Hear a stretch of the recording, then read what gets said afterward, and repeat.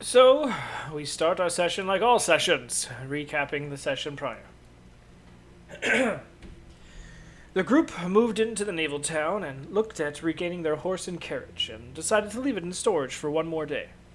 This prompted the group to head into town looking for an inn of some sort, since they had not stayed in one overnight the time they were here before.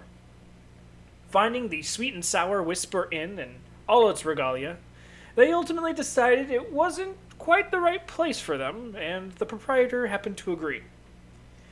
With some of the party storming out, fuming, and walking back towards the dock, Nori had a moment in which she was teleported into the grasps of her brother, who was severely wounded but on the mend. He told her, slightly, what had happened, and that she needed to get out of Dodge quickly. A brief embrace, and then Arx sent her back to the group, which she relayed his message, and they promptly went to get their horse.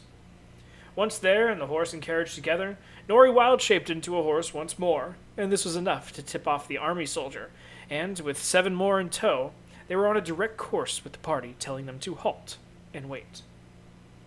Hasty decisions were made, and attacks from both sides were happening, as the carriage and those attached or on board were getting closer to the soldiers before the Tidebreaker opened up its front and let loose the blast they had seen once before. This demolishing part of the stone wall that separated the docks from the town, as well as destroying the dock and the soldiers, they quickly got on board with Ladash, deftly maneuvering the ship to come near them, and once on board, they were off to sea with Arx showing himself on board as the reason why the skipper made such a brash move. Luckily, the skipper has connections and was protected by the Elven Armada and the group. Protected by the Elven Armada, and the group then had a few days of sailing ahead of them towards the Crystal Clan ports. During this time, Kapoor made a prosthetic for Arx. Rachaw had some bonding time with Arx. Saren learned a spell from Arx, and Bryn asked Arx for his help in contacting someone. After Bryn chose a more personal meeting with Valek, Arx took hold of her hand, concentrated for Valek until, and all of a sudden, they were in the room with him, Valek, and all the generals, and the commander.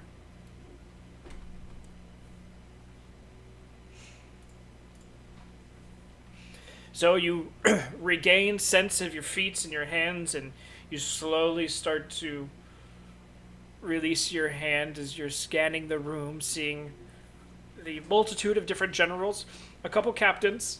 You can tell by their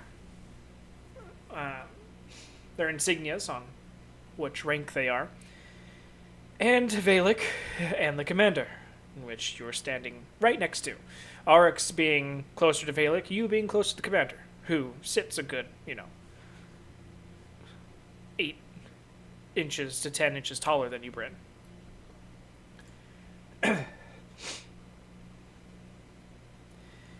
Everyone is quiet. It is a few seconds of held breathing between everybody. Your hands slowly separate from one another. And before any movement can be made, before any words can be said, you see Valek in the... You've heard of how fast he can move. And it's another thing to see it. In less than a time it takes to blink, Valek, in a black blur, moves in between the commander and the two of you, pushes the commander back, and a white, almost ice-like field cuts off the vision between you, Arx, and him. It is erected in just a matter of seconds. Right in front of you, and all of a sudden, it flies towards you. I need a dexterity saving throw. What's happening? Arx fails. No, my boy. Bryn, you do pass. So as this ice wall flies in your direction, you get pushed by Arx out of the way just in time as it collides with your legs, so you do take half damage. Which, whoops, not in there.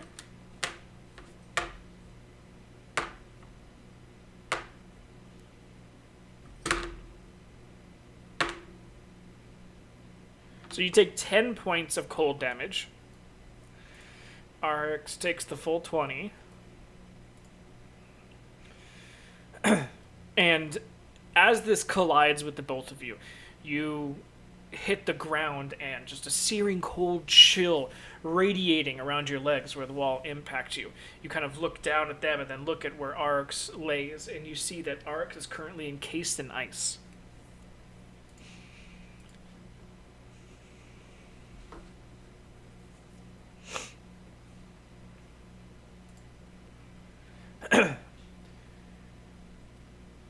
Valek taking a moment to see if his thing had worked, sees that you're still moving, and immediately pulls his dagger and heads towards you. No, no. You should have said that sooner.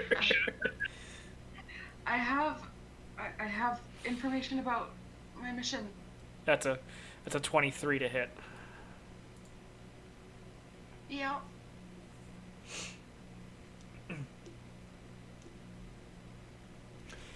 Yeah, Valek is kind of just protecting the commander right now. Yep. Okay, so that is 8 points of piercing. Where's my d8s? And 10 points of poison. As Valek is darted in a zigzag fashion to over the top of you, and has slid the dagger into like your upper right shoulder, and is like kind of like using it to pin you to the ground and hold you there. And the dagger, you can feel the poison seep in through the veins and just kind of the warmth of it caressing over your upper chest and going down your side. To this time, you're kind of saying this as everything's happening, and then Valek kind of like stops, retracts the blade.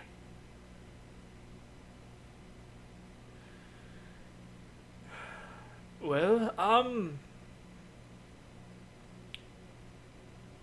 he's still kind of just like hovering over you. He's no longer got his dagger inside you.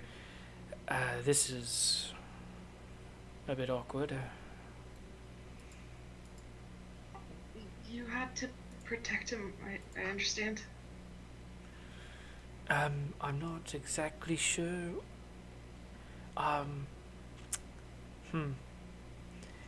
If I get up right now, I'm not sure if the rest of the room won't attack you, so give me just a second. Yeah, she's not moving. Valek kind of puts his feet to where they're on either side of you, and he slowly stands up, kind of like cracks his back a little bit to make it look like a victory kill or whatever. And with that, he puts his dagger back into his belt, kind of turns around to the group and puts his hands up. All right, everyone, all right. This is one of our soldiers, so everyone calm down. And as you see, Valek has moved off of you. You can kind of get a look at the group now of everyone and what positions they have taken up. You've got a few of them that have bows out. You've got a couple people who seem to be preparing spells. And the commander himself is dual-wielding longswords. Yes, dual-wielding longswords. Sorry, great swords. Commander has great swords. My bad. But with this, the commander kind of lets them dink dink against the ground. Still has them out. Kind of pulls up the hilts next to each other as he puts his thumbs in through his belt loops.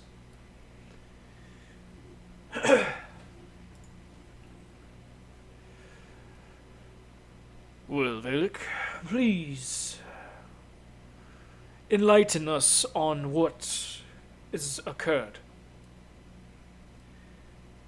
Yes, Commander, he kind of not keeping his eye off of everybody in the room, kind of extends his hand towards you to help you up, Bran. We'll take it. This here is Brynhilde. She's one of the Valkyrie from up north. She's been put on assignment to find the missing general.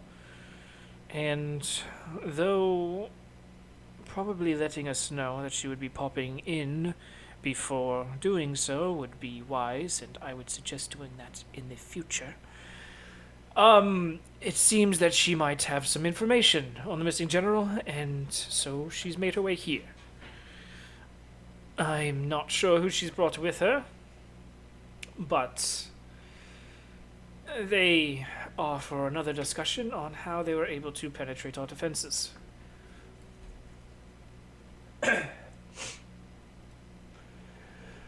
Yes, I'd have to say that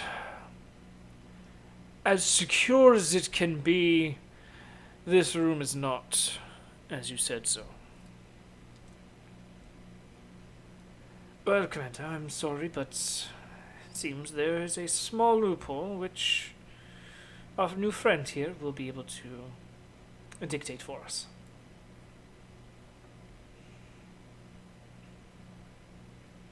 With that, Velik kind of looks down at Ark, snaps his fingers, and the ice seems to disintegrate around him, kind of go out into the air like a mist.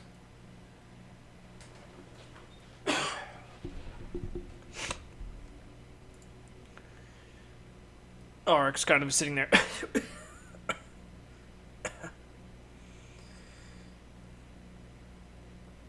Kind of takes in the room, kind of looks at you, Bryn, like, am I gonna die right now? She gives that same look back.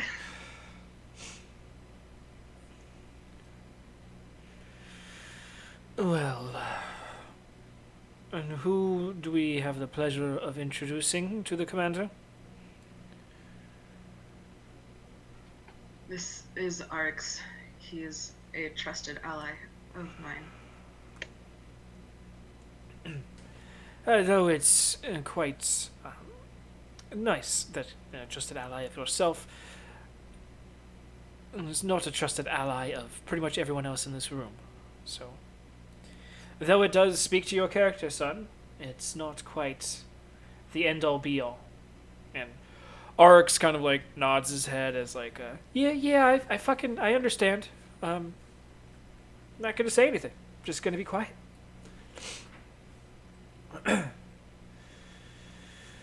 Alright, Bryn, do you have some information you'd like to get off your chest? Yes. I've found the group's name. They're the Anchor and Ties. They appear to have a larger fleet of the few pirate groups I've found of. They stretch many continents, actually, and they love the islands. Their home island is just beyond the cliffs off Cydia. I don't have an exact location quite yet, but I know it's beyond the cliffs. Okay. They were responsible for blowing up a port's dock office in Jadeport. They're strong. They have ties to some very strong magic. They were able to summon a large winged beast that came out about 40 feet tall. Took 3 master magicians to finally finish it off. And that port is now consumed by black rock, but I don't know if that was from the pirates or something else. It seems like that was one of the ports they did the majority of their business in, since another port I was in told me they didn't ever deal with the pirates. I was told that more information could be had from a port off the tip of the peninsula of the Bloodgood clan lands down there, which it is a lawless port, and they told me that not many sail to the cliffs or even close to their territory. But I was told that somebody from that peninsula port might do it. However, I was also advised not to go to that port or even the clan lands, especially with the current company I have. It seems that more island ports do business with them than the mainland, but I know they haven't been sighted off of the Stormdance clan waters for about 2 decades, or at least that's what I was told when I was in that land.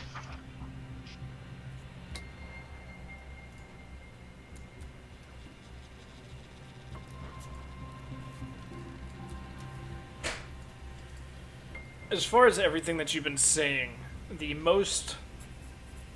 been getting slight reactions from the group of people in here while you've been delving into some of the information. You've gotten the most reaction when you talked about the Black Rock, and when you talked about the cliffs off the coast of Cydia, and when you talked about the Master Magicians. You see a couple of the generals either talking between themselves or to the other higher officer soldiers that are in here. The commander has stayed stone stoic and unfallible this entire time. It's when you finish, before Valek says anything. So is this all of the information you have? So far, yes. They were able to blow up that dock office. It was a black metallic orb. I saw it before it blew up. And then they had more explosions happen to the rest of the building to throw off their scent, I think. The earlier dealings we had with them, one of their men, companion, found a device on him. It was broken, but it wasn't anything I really dealt with before. Some type of weapon. It's hard to describe it. I know it's nothing I've used before.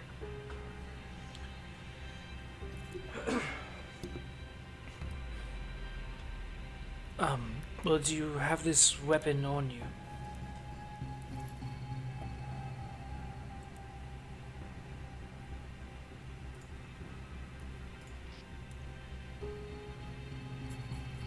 I don't remember if I took it from Kaporin and I have it, or if somebody dealt it. You took it away.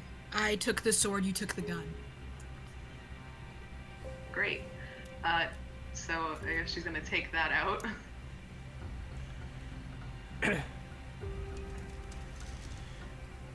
Valek extends his hand to receive it and takes it from you. Kind of looks at it, spins it around in his hand.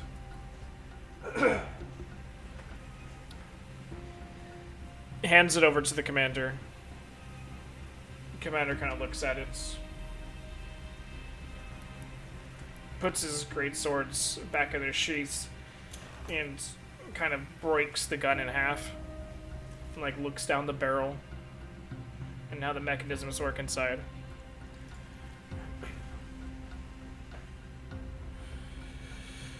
Yes, we've been seeing some of this every now and again on the water. Valek, I believe you guys have come up with some sort of replication on this, correct? Yeah, you can unplug it. I'm sorry, I shouldn't have plugged it in. Yes, sir, I believe we've come up with a modified alternative that is probably, how do we say, more proficient than this is. Well, nevertheless, take this to the crafters and see if they can find anything. Maybe something in here is useful.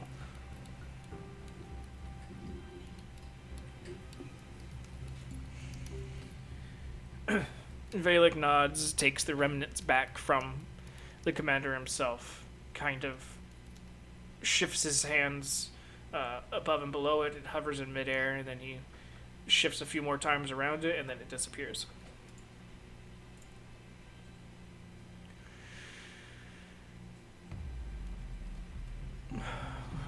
Valek, do you know exactly who is tasked with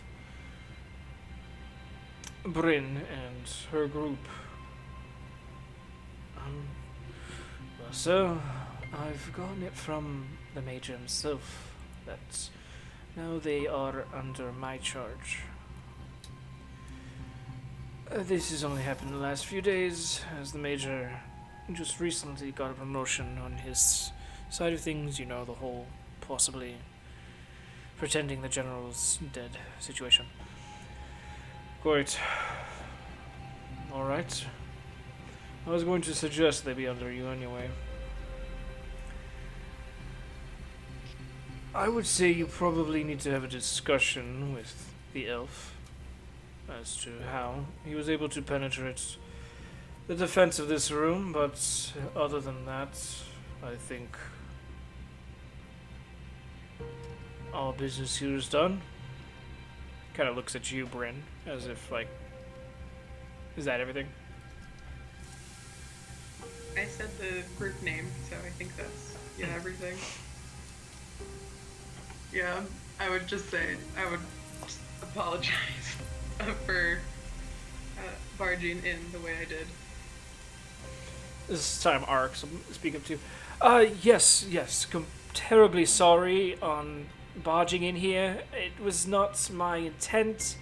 I was just trying to get my good friend Bryn here back to you and make sure that the alliance between Sitia and Ixian remains stronger than ever. The commander, knowing that this is a bit of pandering, just kind of smirks and nods. And with that, he turns around, and the generals and most of the soldiers follow him out. Two remain near the doorway, while Valek remains with the two of you. And after the door closes, Valek kind of Arx even more. Oh god. Oh yeah. Alright, you definitely need to give me some sort of insight as to how you were able to penetrate the wards and everything that surround this room. Just leave it, baby.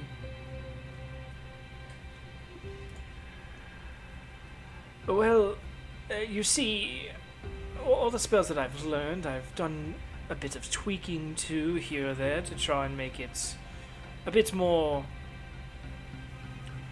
my own, unique, and possibly better.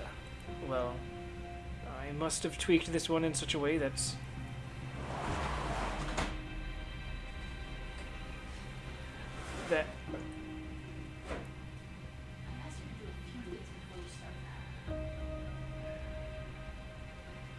well, let's just say that if you need any insight as to possibly using your wards to keep me specifically out, I am more than happy to help. Valek just kind of looking at Arx, kind of interested, nods and waves his hand, and as you see him do this, all around the room, on the walls, ceilings, floor, different furniture that lines in the large center table and the chairs all around, um, sigils, runes, and markings encapsulate pretty much every aspect of this room. And Arik's kind of looking up, just short of whistling, kind of like rubbing the back of his neck. Oh, wow, that is a lot. Yes, and this is why we were very unexpected when you made your entrance into here. Quite. Arx kind of like paces and circles around the room in different areas and ways before finding a couple. Here, if you change this and add this little bit here. He's kind of like making the marking with his finger, and Valak is followed behind and makes the mark with his finger, but this time it lights up blue and adds itself to the sigil. Arx and Valak kind of do this about three more times, actually, specifically. So 4 altogether in different parts of the room before Arx is like, I think that is going to take care of it all. The last one is this one right here, but if you don't mind, until after we leave, this last one's going to stop me from being able to take us back. Valak kind of nods and shakes Arx's hand as a thank you for the help. Comes back over to you, Bryn. So,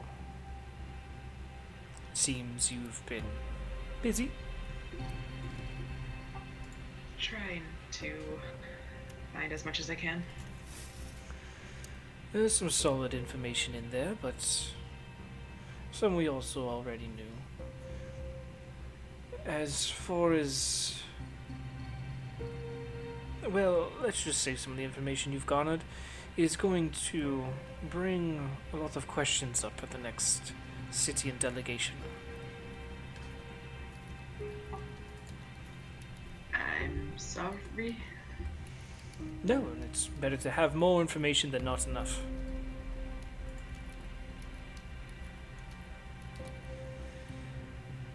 Alright, if there's nothing else you need of us, I believe you have more information to garner.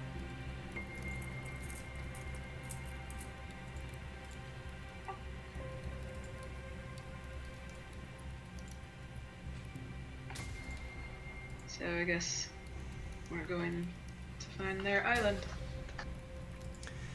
That was the job all along, was it not? Yes. Just a lot has happened, so I wanted to make sure to get the information back. Yes, it's very much appreciated, trust me. It's just not the final bit of information.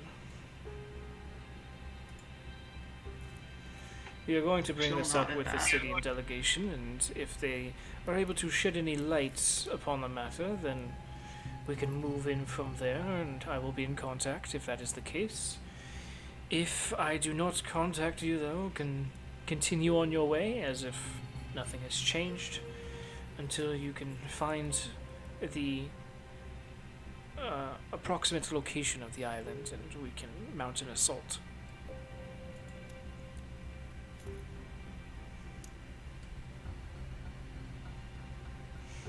Understood. Alright. Well, Bryn, it was wonderful to see you again. Oryx, pleasure to make the acquaintance. But I do have a lot to get to for the rest of the day, so if you'd be on your way. Oh, Valak, since I guess you know already, I did have contact with some companions of Barnabas talk with me, and they were not the most pleasant. I would doubt they would be. It's a criminal underground.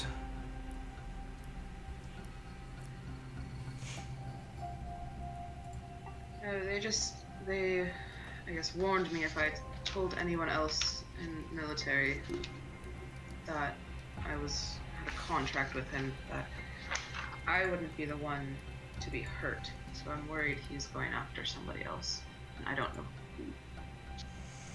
Or that he knows who, I guess, I've told, and it's not many people, and he might be going after one of the people who already know. Well, I would probably think that if it's a criminal underground that has been able to exist and continue on for such a long time under the noses of such a keen a mind as mine, that they are very well interladen into the military and very well trained. So I doubt that they are going to be easily usurped and rooted out, and probably have eyes and ears everywhere. So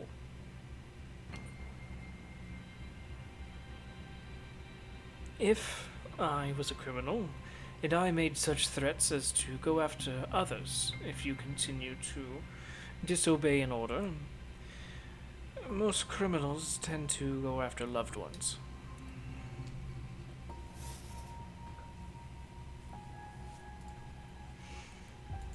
Luckily, all your family is up with the rest of the Valkyrie, so it'd be damn near impossible for them to get in there, correct?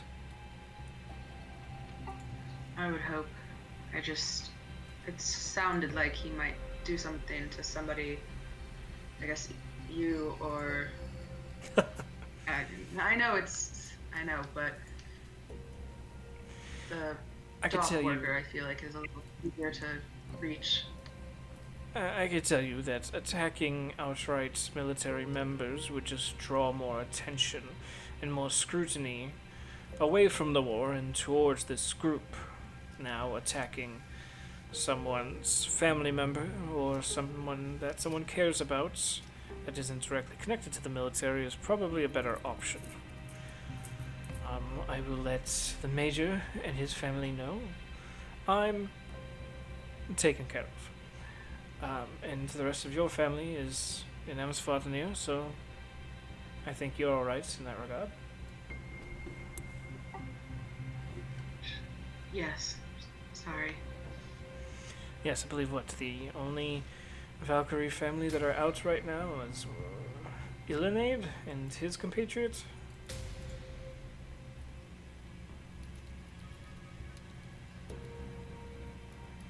So, I believe we're fine. Empty threats until they can find a real target. Shall not. Thank you. Not at all. Alright, Oryx. Safe travels. He nods and Oryx extends his hands out towards you, Bryn. Oh, joy. Let's jump through the hoops again. And as you grab both of his hands, the melding process seems to happen once again until you kind of catch one foot before the other as the ship has slightly rocked a bit. But Richa, Nori, you both see Arx and Bryn return to the deck in the spot where Arx had left his mark. And they're both hurt. Arx, it's indistinguishable to tell. Bryn just looks like she has a little bit of frost on her boots, but that's about it. I don't look stabbed at all. Nope. No blood. No stab wound. There's a tear in your shirt, but that's about it. Wonderful. Gotta love what Valix knives.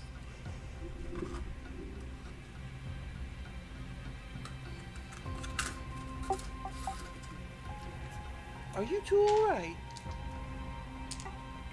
Better now that I'm on the boat, not there. What happened? Um, probably should have used the other method first.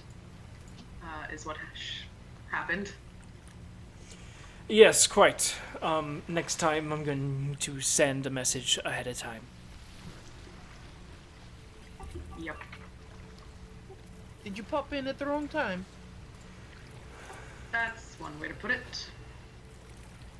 Oh dear. On the toilet is definitely never the right time to jump in on someone. Definitely not. I would have hated it. Bryn, you're terrible. I'm not the one who cast the spell. I didn't know exactly what situation he was going to be in, but now we know. Check in with a message prior. Hey, are you on the John? All right. We'll wait about 5 minutes. I would have been totally surprised if I was caught on the John. But then again, popping in at all with magic would scare me.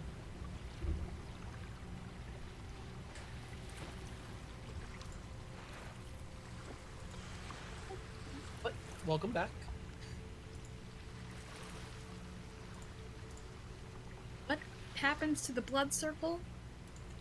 Well, it wasn't there. It got soaked into the wood, but you guys just knew where it was at. But yeah, it's gone. Alrighty.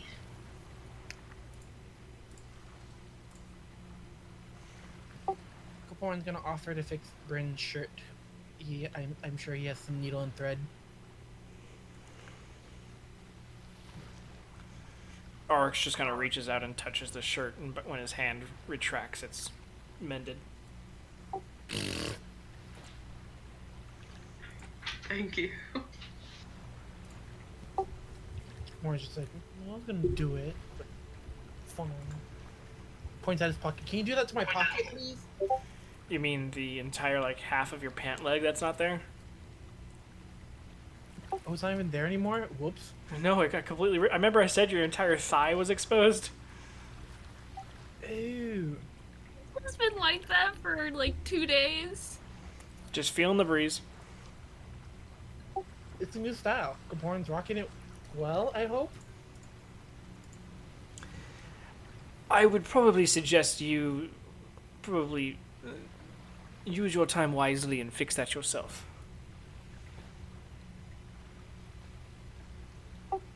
Alright, thank you.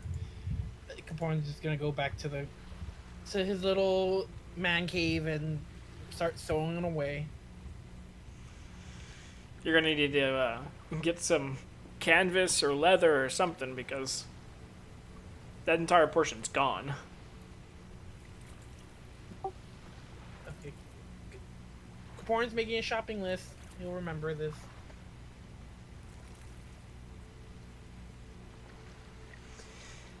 Anyway, that was a bit more than I expected, so I'm going to, sit down. Just kind of, Go ahead, Nori. just gonna say, I just kind of pat his shoulder gently.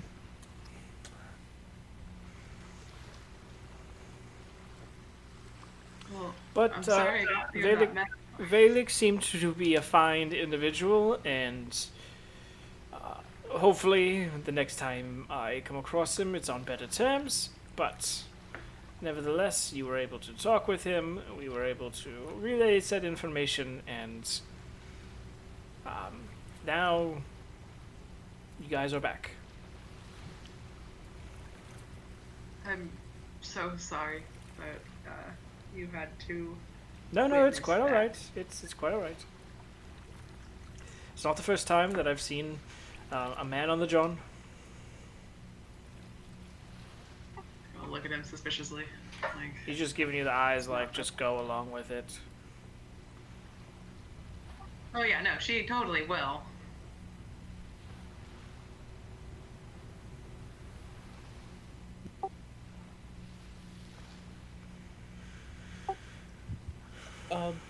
I forgot to ask about. I was able to attune to the ring, correct? Yeah, it only took a couple hours.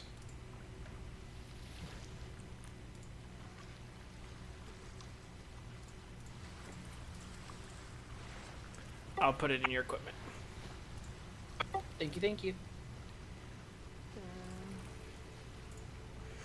So, when you guys did this, there's still about a day's worth of travel before you guys get to the Emerald Key. If there's anything you want to do while you're on the ship, now is the time to do it.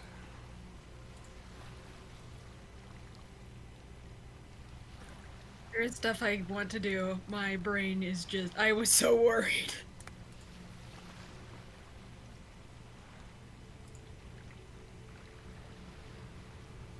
Yeah, I kind of lost track of what I wanted to be doing.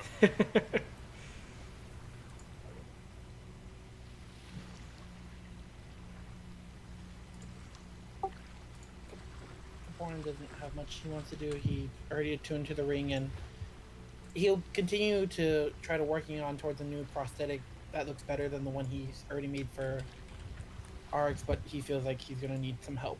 So he'll probably ask Nori and Richa to lend their artistic hands into this project as well.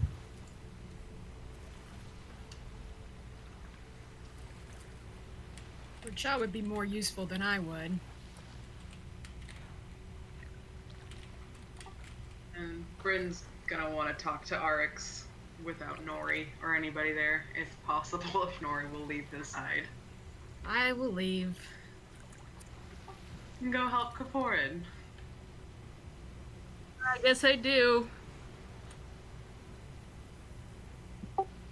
Nori, do you think you're able to put these parts together as he's like just banging two pieces together? I think we're gonna break it.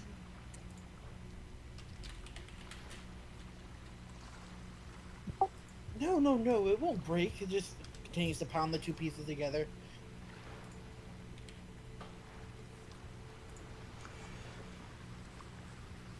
Yes, Bryn? First, I'm sorry. I didn't expect that. I guess I should have, though. Now we know.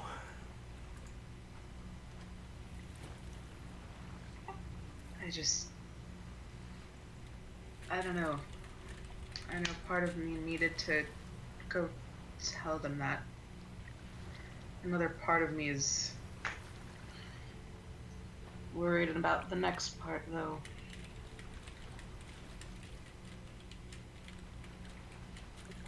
Especially with this group, I don't know how it's going to go, and I don't know if we or they are going to be able to handle it. Or if it needs to be something I do alone. I don't know.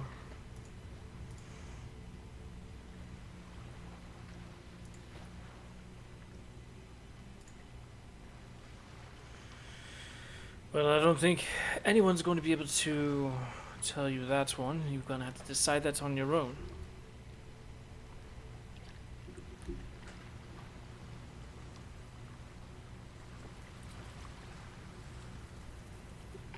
Do you have any idea of who might have more information about these freaking pirates? Honestly, not really. The elves really haven't had to deal with any of the pirates in the last few decades, so I would say the direction we're going probably is some of the best information gathering locations you can get. It's really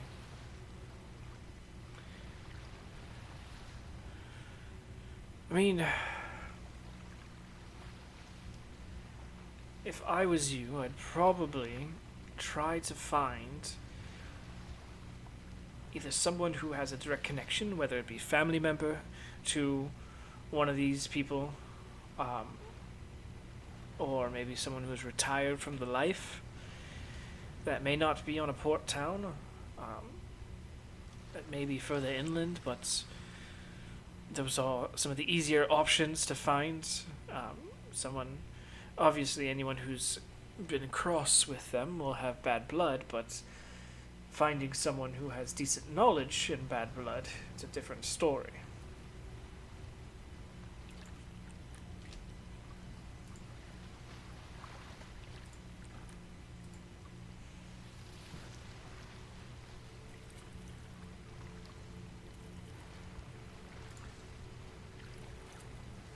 I'm sorry that you got hurt more, even though you're hurt.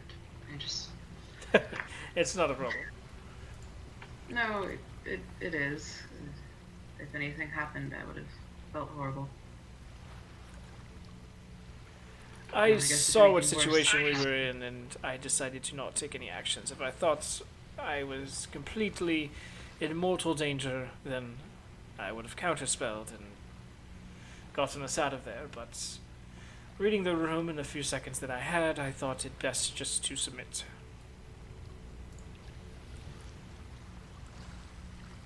Okay. I know it would have broken Nori if anything.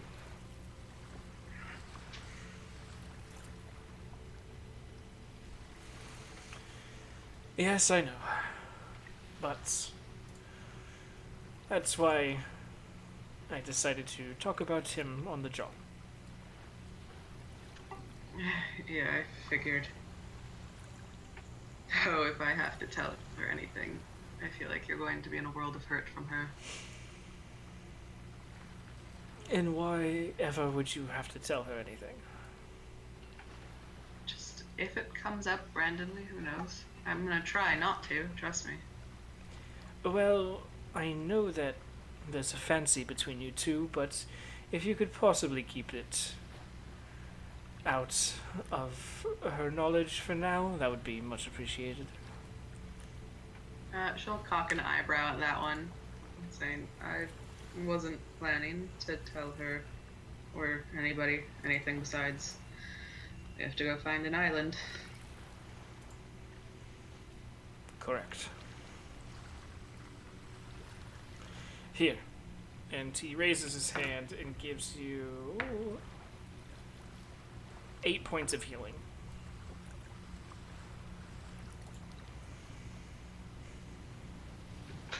Thank you.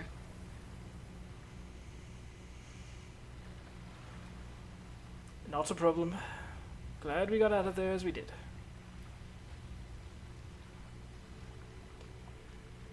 I'll let you rest.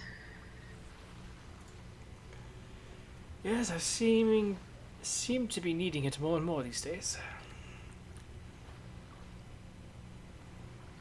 Oh, hopefully eventually we won't. Ah, but that just means that life's gotten boring.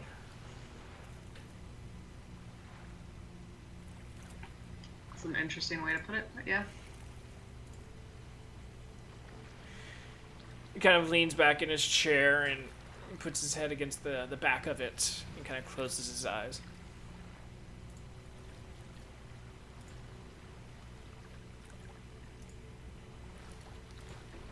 Well, I'll leave you to your rest. And she'll head out away from him just to let him be in peace after that craziness.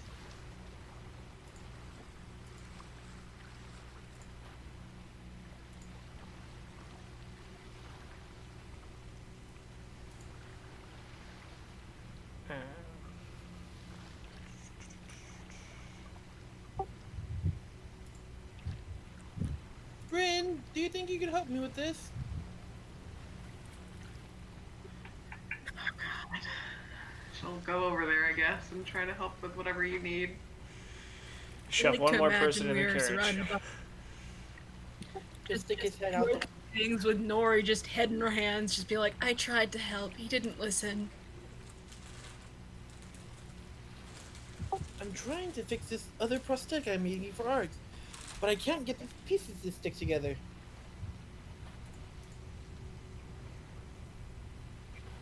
And it's not even the right hand. Quarren.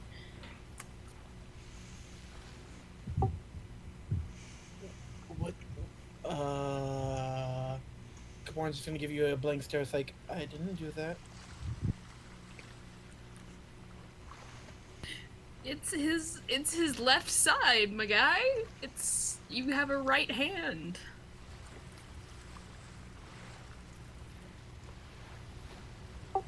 Caborn's gonna shoo Bryn away. Never mind, Bryn. Thank you. I'll call you later. As he goes to try to fix the hand and try to carve a new one. Like Nori just shakes her head and just like, okay, let's. Because if Bryn came back, she'd go check on her brother, see he was sleeping, and then just go like, okay, I'll leave him alone. I don't know what else she would do, because she just needs to talk to him, but she'll wait till he's awake and in a little bit of a better standing. Racha is playing around with his new stick in his crow's nest that he found in the bag of holding, and then he settles on his leather shoe for it. All right. The Master of Magic strikes again.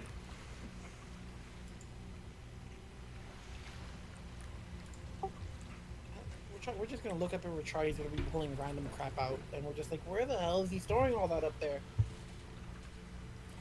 You don't know. But you do have a day of on the sea travel, so if there's anything you guys want to do, any conversations to be had, you get a sense that when you guys make your port into Emerald Quay, Arx and the ship will be leaving shortly thereafter. Figured as much. So, what I want to do is I want to try to connect with my necklace again. I forgot to do that for a while. Okay. So what do I do for that again? I forgot exactly what I had set up for you to do, and I don't see it in my notes. Back at the hotel, she said she had a dream, or like fall asleep and dream about him or something. I don't think I ever had any dreams. I'm just remembering off the top of my head from when we were having our little circle of in the voiceless or headless hotel, whatever.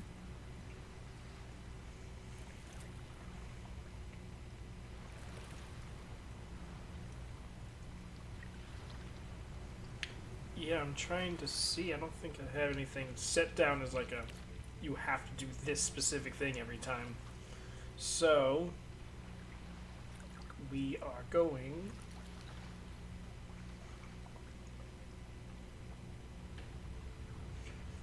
go ahead and give me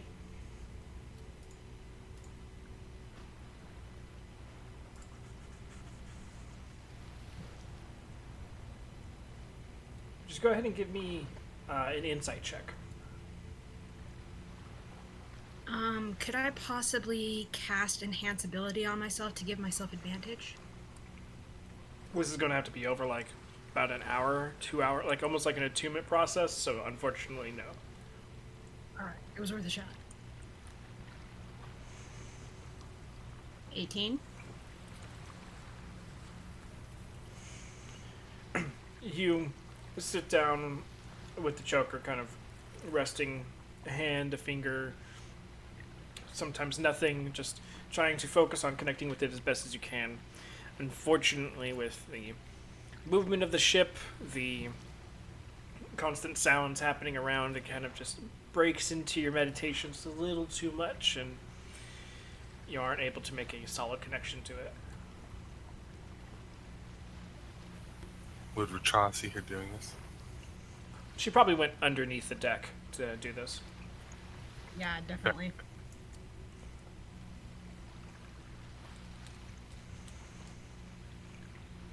So is there anything else anyone would like to do?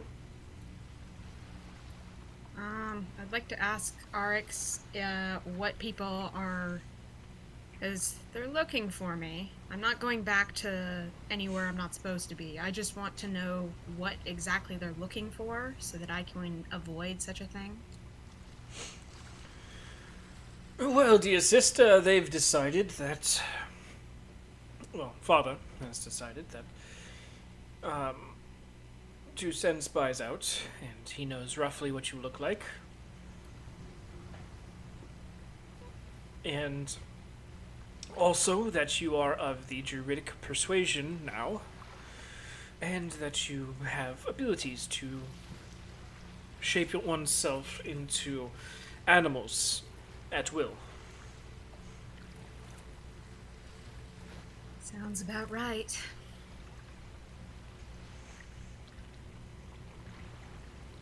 I'll have to be a lot more careful. At least anywhere near elves. Nori will nod. Fortunately, Father has not gone too high up in the rankings to be able to ask for sweeping regiments of soldiers to be perusing the lands in search of you. But probably let it be known that if your wantedness is being put out there with your descriptions and a random high elf off-duty military individual happens to witness you, you might be in for some trouble. So avoid elves. Got it. At least the high elves.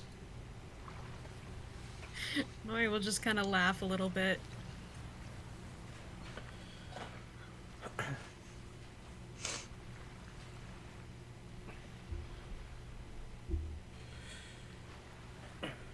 Anybody else want to do anything?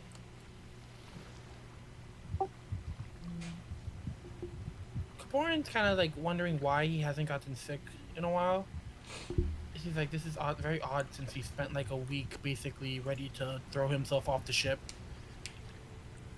Can he do like an insight check, like if he notices anything? What are you insight checking? Well, he's trying to sense like, is it himself that's doing this, or is there some like? That's a other perception check. Oh, that's a perception check. Okay. Yeah, insight's more for like reading body language. Oh, okay. So perception. Got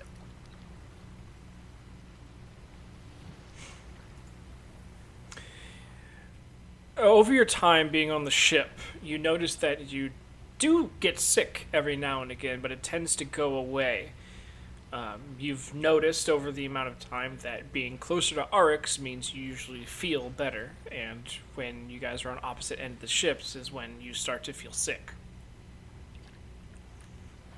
So it's something to do with Arix, but you're not sure what.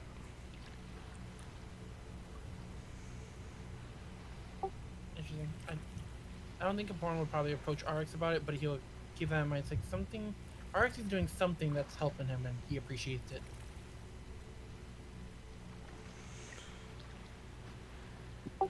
That's probably why he has so much enthusiasm to build him a new arm. All right, well, if no one has anything else, Land Ho will be called. I call it first. Give me a perception check.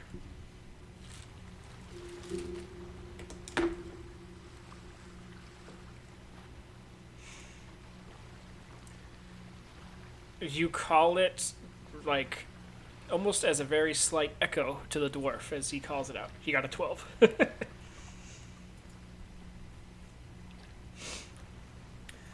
Belandho is called. Remind me, I was trying to make friends with that dwarf. That's what I wanted to do, but we'll leave it at that. Go ahead and give me an insight check.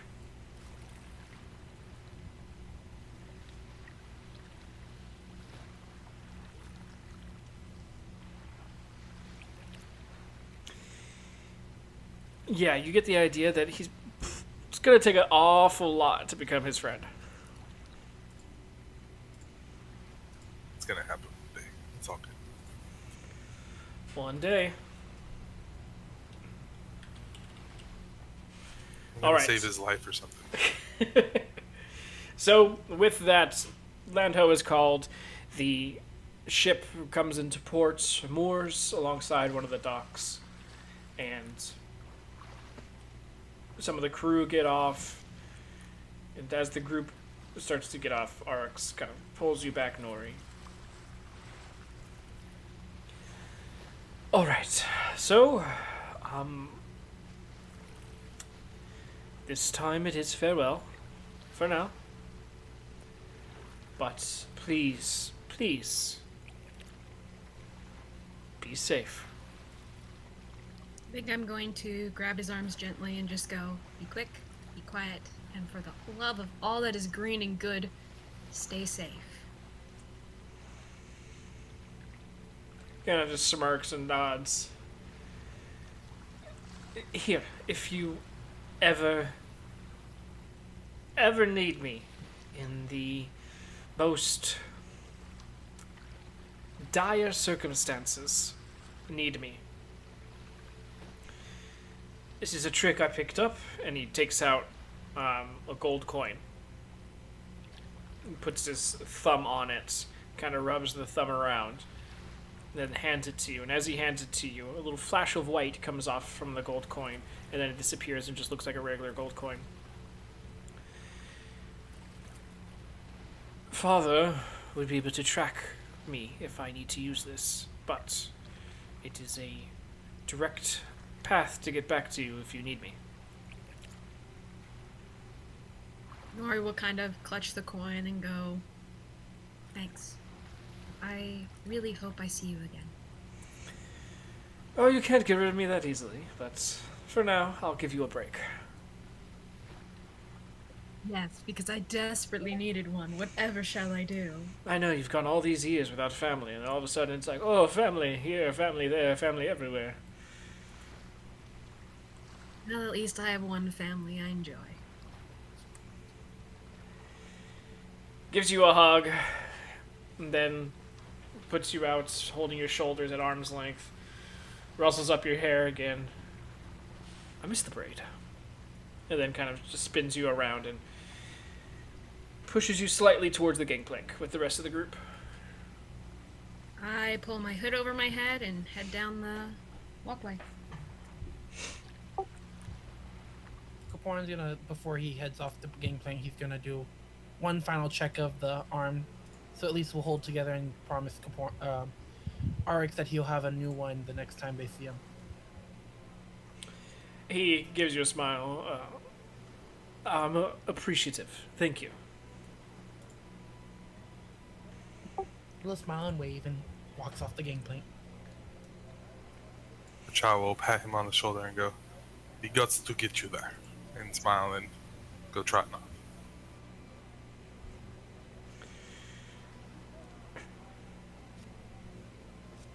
And with the rest of the group going down the gangplank and onto the pier, you guys stand before the Emerald Quay in all of its glory.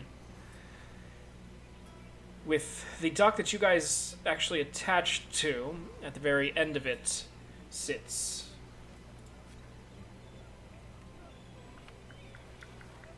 the Tackle's Respite, the taco bar from the last time you guys were here.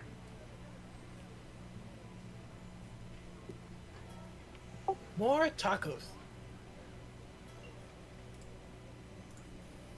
For Cha is kind of keeping an eye on the water, even though it's like in the middle of the morning. He doubts anything's going to be moving down there, but he's very intrigued by it. Give me a perception check.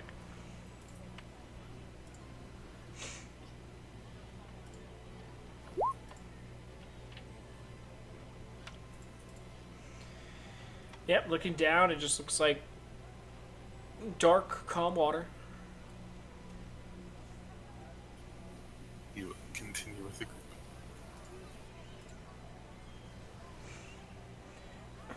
So, the time that it takes, it's just before midday, so you got plenty of time throughout this. The horse and carriage are taken off the tidebreaker and left there for your guys' devices, but after it's unloaded and the few bits of crew that had gone off come back aboard, with some carrying armfuls of items, others have a couple satchels and sacks of stuff, they all jump back upon the tidebreaker, and with that you guys are given hearty waves from the skipper and Arx, and The tiebreaker slowly moves upon the ocean, the sails unfurled, and at a much quicker pace, it takes off into the sea, slowly, slowly going out of sight.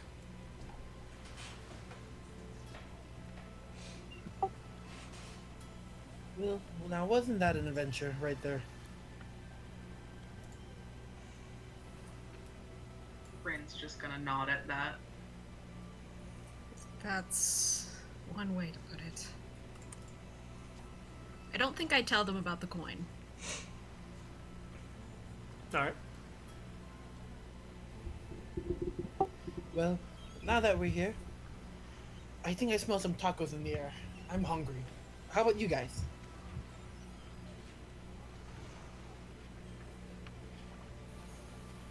Bertrand's just sort of gonna look like, huh? Dangerous cat people.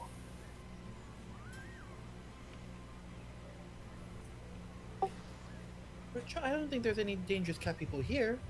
I mean, besides a cat. Meow. Shakes his head no. More tacos. Dangerous. Wasn't the taco place where those two ladies were? I don't really. Yes. Yeah, so. You know what? They were helpful. If we go back, I probably owe them an apology.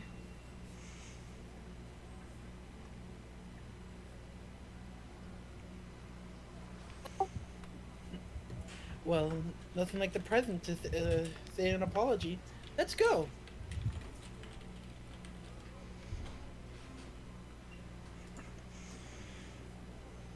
And with that, Kaporin bounds his way towards the taco bar.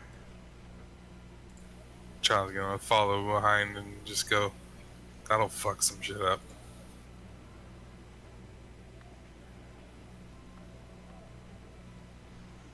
Nori will hesitate and then follow the group in. Again, the whole time. Bryn's gonna be behind Saren as they walk that way. Because she knows this is not gonna be fun. All right. So you guys make your way to the taco bar. It is decently well established and packed, but with the open seating arrangements and everything, there's plenty of places to sit and enjoy said tacos. Both the ladies are currently working behind the bar. The bar is packed more so than the tables that outstretch around are. But those of you that remember, you see the blonde and the brunette, both hurriedly moving about between the different patrons. One dishing out beers while the other one dishing out food. Who wants to go up in order? Porn's way ahead and is already walking towards the counter. Yeah, Nori's not gonna order. So just kind of like, just get me a taco, please. How spicy you want it? Not really spicy. Not in the mood. You got it. And he'll go and approach the bar as like looking over at if the other three will approach or if he should just order a round of tacos for everyone.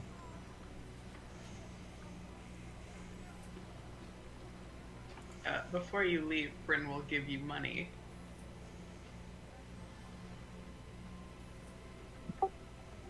Money! Yay! Kaporn will just probably take it and nod and think, oh, thank you. I don't even know what to give you. She'll give you a full platinum because she has no idea what the hell this is going to cost. Is it more? I don't remember. I think for 4 tacos it was 2 gold, a trillium a piece or something like that. That should be enough. It's like 20 trillion I just gave you, basically. 2 rounds of tacos and a drink for everyone. Got it. All right. So you make your way up to the counter, kind of luckily, with you being bigger in stature, you're able to kind of get over, see some openings, and squeeze your way into a portion of the bar. Eventually, the blonde comes over. Well, hey there, big one. What can I get you? A round of 5 drinks, or beers, please, and 2 rounds of tacos, if possible. As he holds up his platinum. 2 rounds of tacos. Are you talking? How many tacos specifically? If you've got 5 drinks, you talking 10 tacos, 20 tacos? How much was it per taco, if I may? You can get 2 tacos for $1 trillium.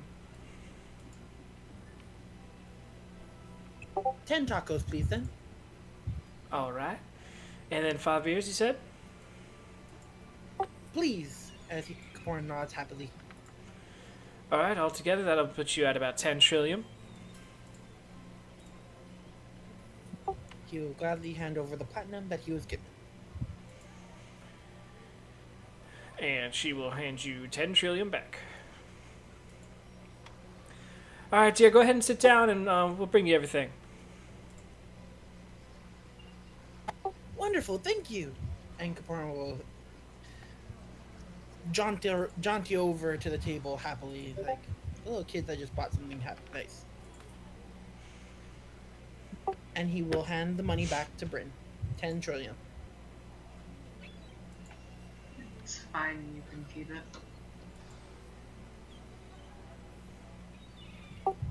Kapoor will just shrug and he's like, okay, thank you. So the first person to come over is the blonde, bringing the beers. She kind of whisks over quickly, kind of finds Kapoor, sets them down, and one in front of everybody. And then she kind of stops and looks at you, Bryn, and gives you a little side smile. And, all right, well, your tacos will be out here in a second. If you need anything else, just feel free to holler. Thank you. A couple moments pass. About a minute or two, you guys get a third or fourth sip of your drinks before the brunette comes carrying 2 trays of tacos. And she puts them down on the counter. One in front of Bryn and Racha, the other in front of Nori and Kapoor. Nori, as she kind of puts it over in front of you, she kind of does the long drawn out, puts it down, kind of gives you a side look, and kind of gives you a small wink and a smile, and then walks away. I don't really react. I have been through too much lately.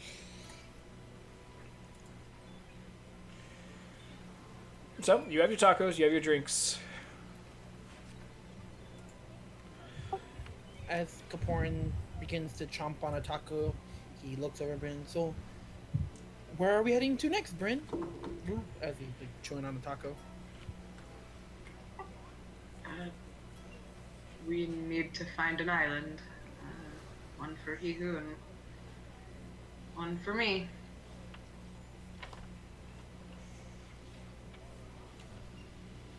Nodding as he's halfway through the taco. He's like, okay. So we're going back on a boat? I don't necessarily know if we have to go on a boat right now. I might need more information at least. Information would be nice. Right. Well, at least we have our horse and... Kapoor just... I was like, where's the horse and carriage? I was nice, and you guys brought it, and it's parked nearby. Thank you. Well, we'd have to take it out of the town before we can all get in. I think that's easy enough for the one horse. Just at a slow trot. I do need to get a new pair of pants before we leave. Yeah, you really should fix that. Warren does like the whole stroke sleigh. He's like, why you don't like it? You know what? You do you, buddy.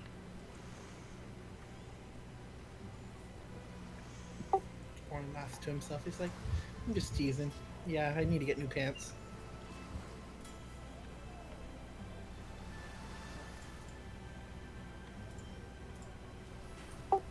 So, well, we have the horse and cart, and we need more information.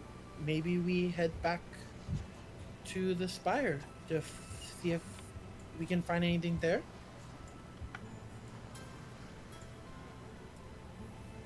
I'll just hang it outside.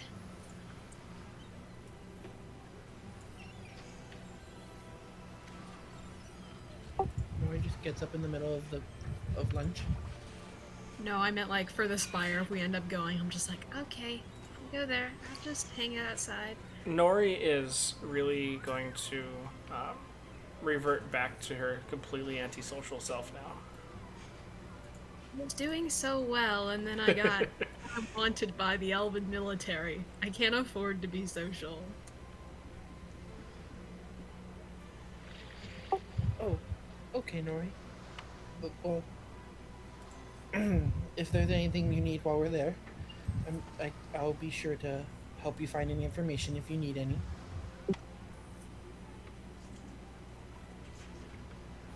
Charles gonna sort of like thumb towards the two waitresses and go, I'll be sure to tell the little lass.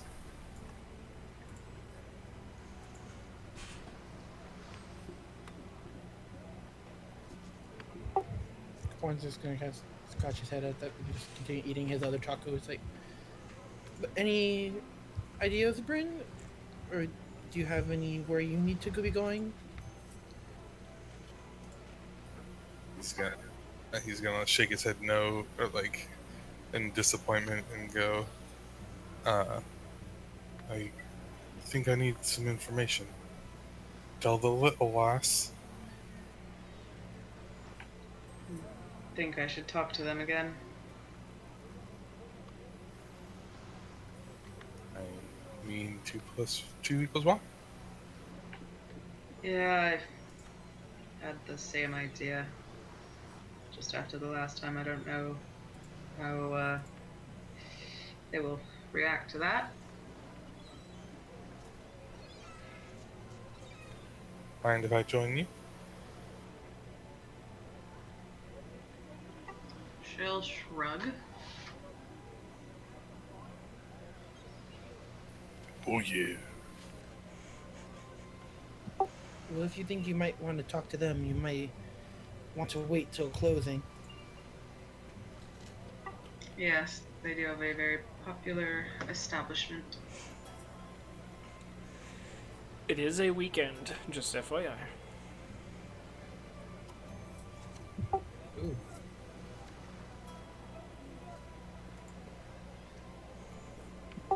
Well, it seems like we'll be here for a little bit. Did we want to stay in the same inn we were in last time?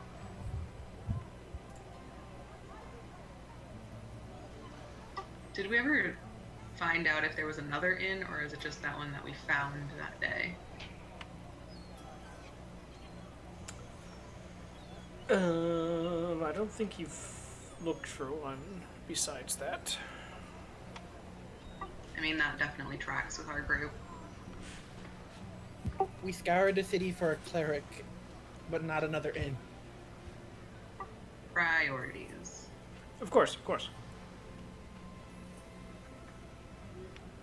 I had weird black goop on my hand that wouldn't go away. Make it I stop. thought it was still there. No, it's been off because as soon as I connected to my patron, it went away. Gotcha. That makes sense. Nori was just whining the entire time she had it on her. It's just like, I don't think I was whining. I think I was just constantly picking at it.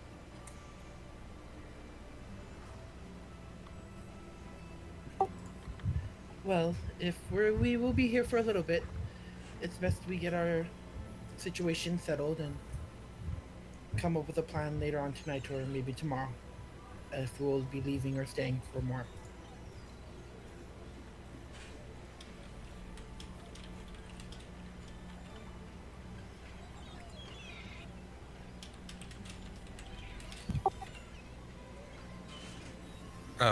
If once we finish the meal and stuff, Rachel would take care of the carriage, either trying to find a stable, which he's not entirely sure there was one here. I don't remember. If not, he would just sort of like park it out right outside the town and sort of set up camp, and he would be there for the most part. Okay, this is the place where you guys purchased the carriage and horse the first time around. As far as like an actual full-on stable, there isn't, but there are some temporary stables for people who are like going in on business and then leaving soon. So there's hitching posts that you can put the horse in, but not like stables with beds of hay or anything. Gotcha. And then yeah, he would, and it doesn't seem like I have to pay anybody to do that, or do I Nope. just? All right, then he'd still probably hang out by it because he's not entirely trusting of because the situations he's been through. Yeah, and But, also this isn't a place where like a horse can sleep because they'll be hitched the entire time. So He will. it's like a 30-minute parking spot. Gotcha. Sounds good to me. He'll just sort of hitch it up and then chill on top of the cart and let the group know that that was what he was doing. Is the area that this is in like secluded-ish to an extent, or is it like just smack in the middle of the city? No, that whole area is on the outskirts of the city. The hitching post, yeah. So you're outside the city technically. Gotcha. And then he would start attuning to the new bow just right there if there's dirt around. Okay. Gaporin wants to go a little shopping for new clothing, and then he'll probably offer to stay with Racha, sleeping inside the carriage. All right. As far as the bow goes, there is dirt, so you're good there. Going shopping, there's plenty of places here that are stores of different types. So what exactly are you looking for? Definitely some new threads for his pants. Probably just wants to replace them upright, or whole, and probably get some supplies to mend pants or clothing while they're on the road. Okay.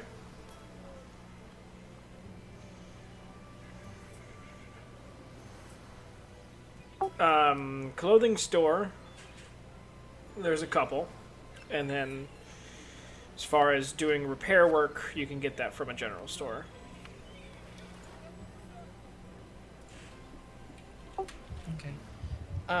Yeah, Kaporin wants to definitely change up his look since now they're technically wanted by some people.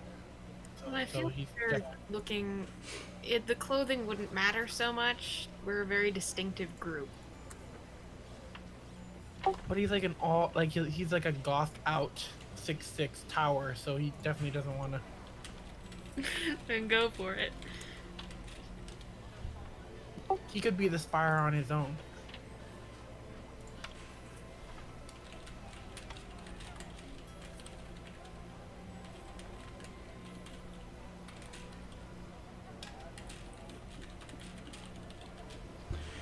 Okay, so with that, are you going just for pants, or you want to get a full matching outfit?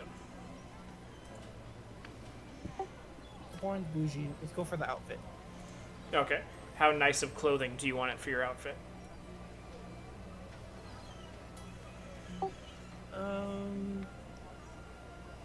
How much do you want to spend on your clothes is a better question. He's willing to spend 5 gold pieces and the trillium he got from Bryn. So 20 trillium altogether? Yeah, about right. Now that's on clothes plus the thing you wanted for mending, or just the clothes?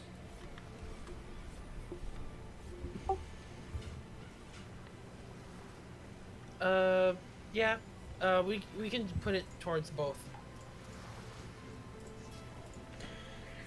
Okay, towards both then.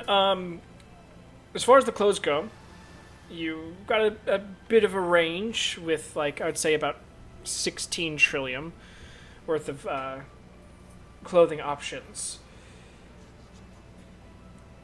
As far as how fancy they get, you have anywhere between common cloth and leathers, all the way up to not quite silk, but like a velvet.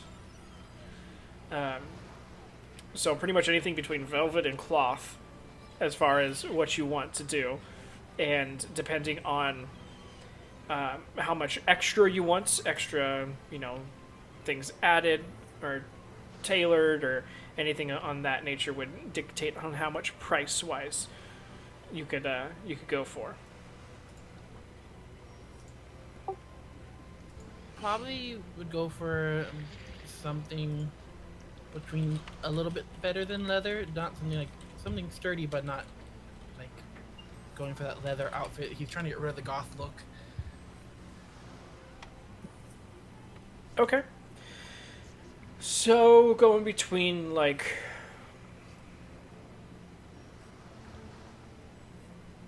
what color would you like? Green.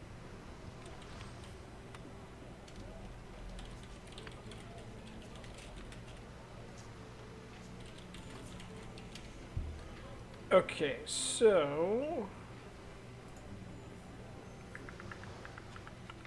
okay, so here they've got a nice where the it's a nice soft to the touch tunic, a darkened green with kind of. So the tunic shows a little bit of chest because Kaporan's got to be Kaporan.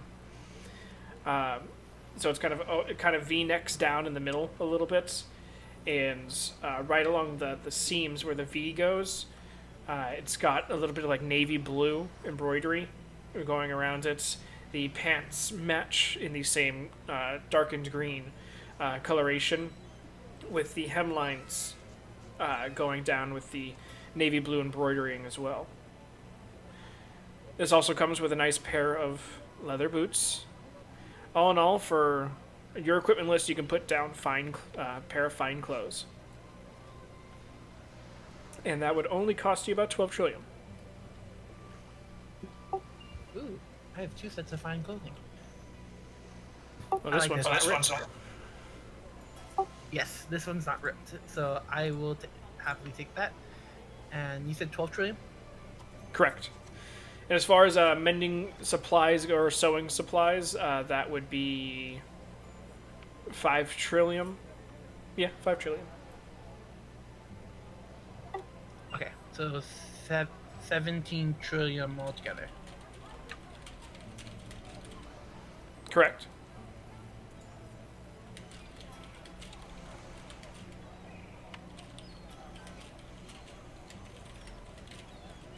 Perfect. That's all Comporn wanted to shop for. Okay. After that, making your way to Rachal, the carriage and the horse, and taking your residing spot inside. Anybody else?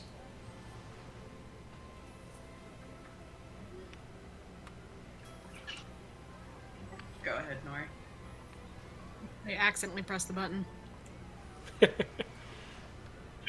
All right, fine. Bryn wouldn't do it now because she knows they're busy, but probably closer to closing time, she'd want to, see if she could talk to the 2 girls. But in the meantime, she'll go to the Lazy Pillow to, I guess, get 2 rooms like they had before. Just so, I guess, Saren and we could, and Nori and myself could stay there, and if Kaporn and Rachal needed to join, they could. So, back to the disembodied voices. And it is as unnerving as the last time. As soon How as weird this you walk in and the door closes behind you with a stiff thud, and then seemingly the voice caressing the back of your ear.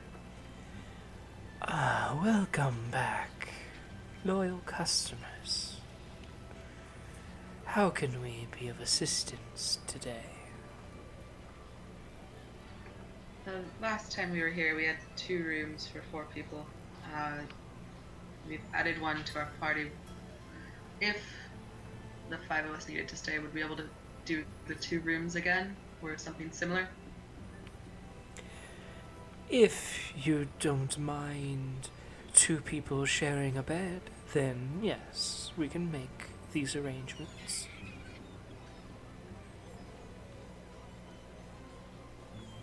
I don't see that. Is Nori with me? I feel like Nori would be with me. Yeah, I get you. I can't picture any of the boys sharing a bed, I guess. I don't know if they'd be comfortable with that. Yeah, we can share. Well, I would assume it'd be us in a room and then them 3, unless I guess one of them wants to join us. Either way. We'll book the 2 rooms, I guess, for a night. And we'll talk it over with our group.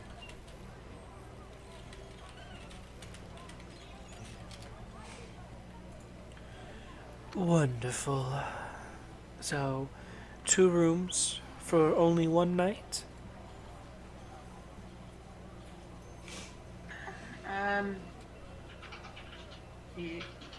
We've talked about leaving, so I think one night for now, and I will let you know as soon as possible if we need to add more. Does that work? Yes, of course, we're here to serve. And please let us know. We would love to make more accommodations for you. Alright, so 2 rooms with 5 individuals. That's going to be a total of, for one night, 6 trillium.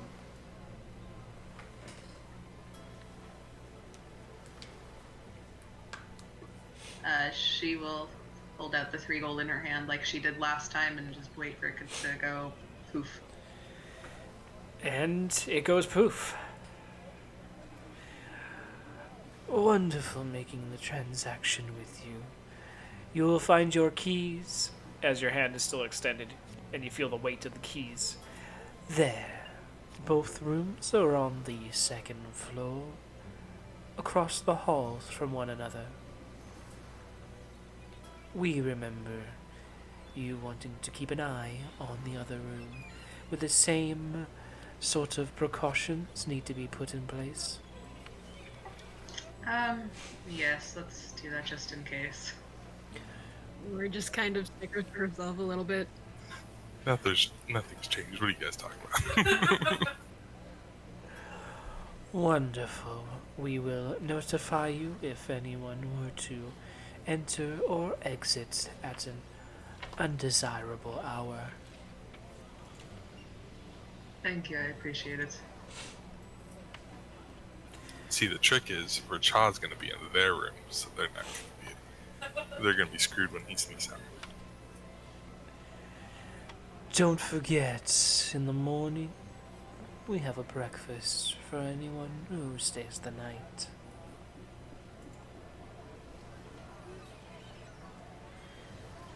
And what is the, I guess, latest we should let you know if we need to add a room or not? Or not a room, add another night. If you need to stay another night, just let us know before you check out the next day. Is there a specific time that we should be vacating our rooms if we do leave then? Please, if you are not going to stay another night, be out of your room by midday.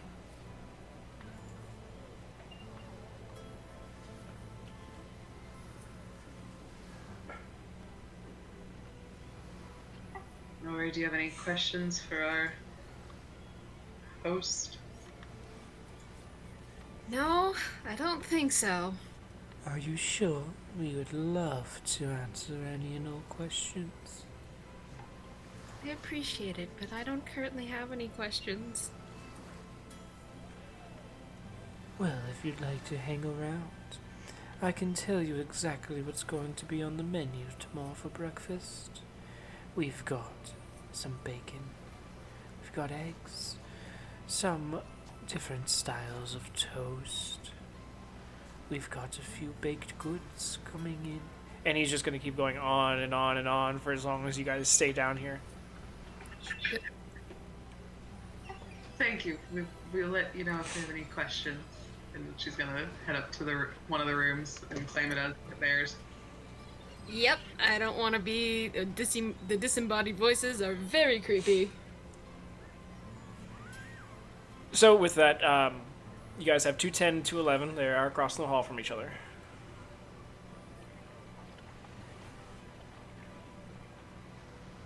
Should we go get? Sorry, what was that? Should we go get the boys? Yeah, I figured we would do that after we put our stuff down.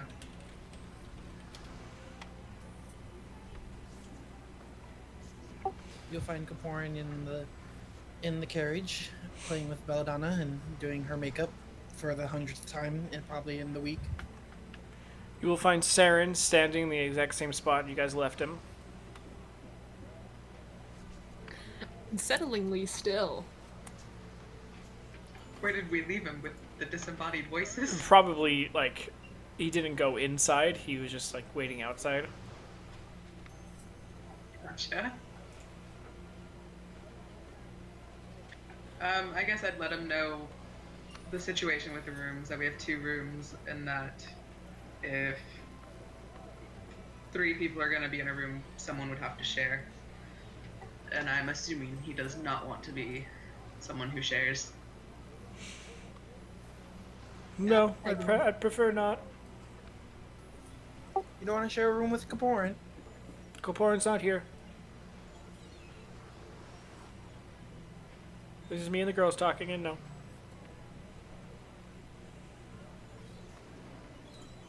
So I guess it would just be, would you rather share a room with us, or share a room with Kaporn or Richal?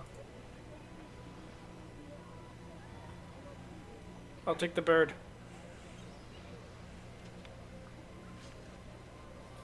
Oh, he's gonna love the morning.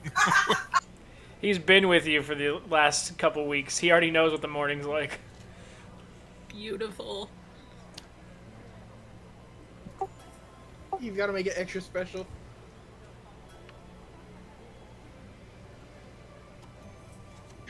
Well, let's go up to your room then so you can at least see it, and I'll give you the key. I have an odd feeling I'm going to trust you with it more than I do Rashaw. As he holds it, just like your key has done the same transformation as last time, his key transforms into this. It almost seems to take on a different veneer. It no longer looks like metal, it almost looks like paper. It's still solid like metal, it's just the design change.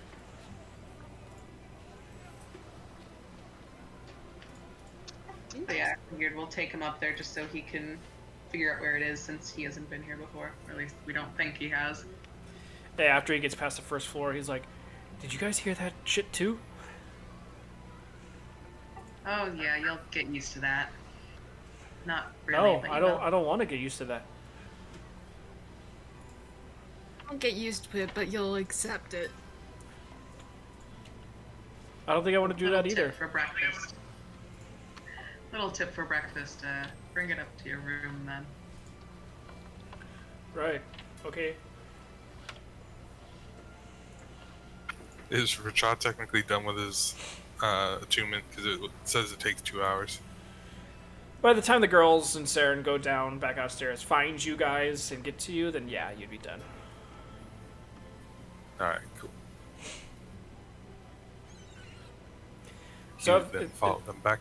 yeah, I was gonna say, girls, if that's what And you'd like to do. Then as that's he what you- was, yeah, and then as Saren is getting shown where the rooms are on the second floor, Rachad's just gonna go presents.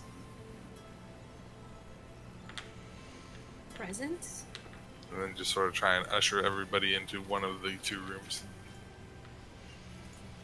Okay. Kaporin's with you guys right now, but he's gonna disappear. He's not gonna sleep in the room. He's gonna sleep with the cart.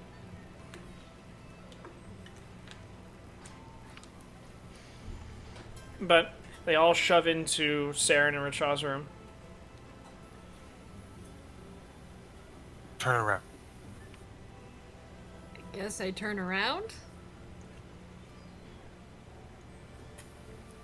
He's gonna after everybody turns around, he's gonna reach into the bag of holding, trying to do it without anybody noticing he has the bag of holding. Rachad, give me a perception check.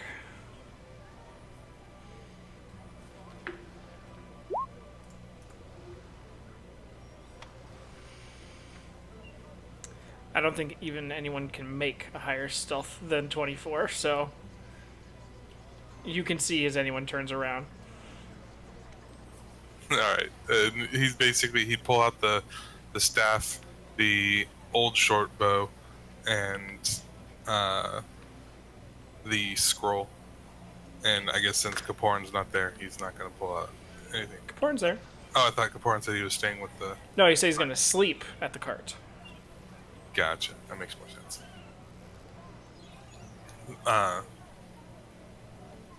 Well, this is even more awkward then, because I don't think I have anything for Kaporin. But, Kaporin likes money. so he's gonna hand the old short bow to Bryn, and then hand the staff to Nori, and then hand the scroll to Saren, and look very drastically and nervous because he doesn't really have anything for Kaporin, so he's just gonna like hand him the blowgun. Rachel, you got us presents? Why are you handing him that? She's very upset you're giving Kaporin that thing. Yeah, I think Bryn probably... Bryn, if you want to make a dex check to try and take that away. Oh god, yes. He's just very sad because he doesn't have anything for Kaporin.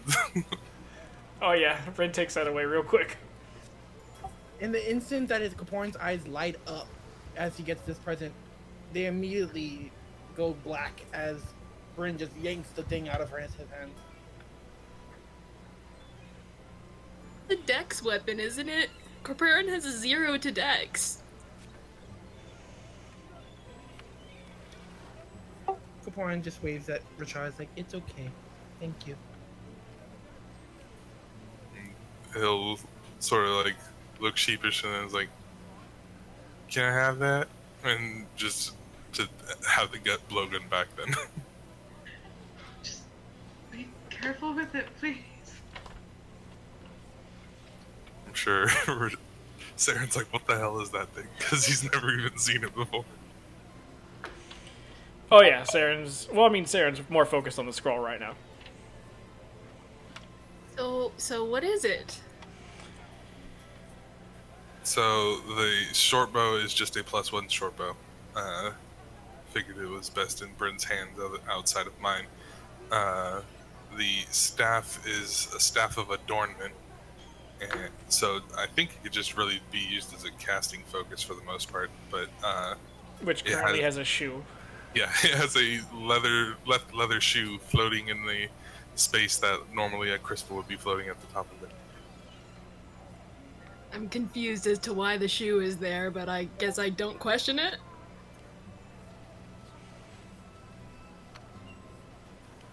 And then the scroll is a scroll of, I don't know, I guess it would Saren even want to share it with anybody.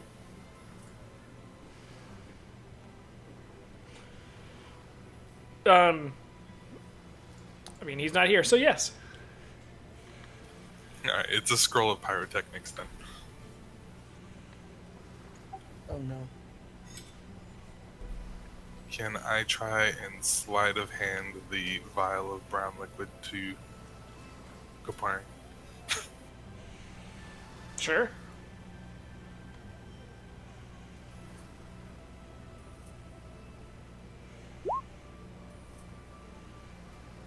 Oh yeah, you dip it into Kaporin's left hand. I don't even think Kaporin realizes you put it in there. Kaporin goes to like scratch his nose and then realizes there's a little vial of brown liquid in it. He's like, what the hell? And he looks over at Torochaw.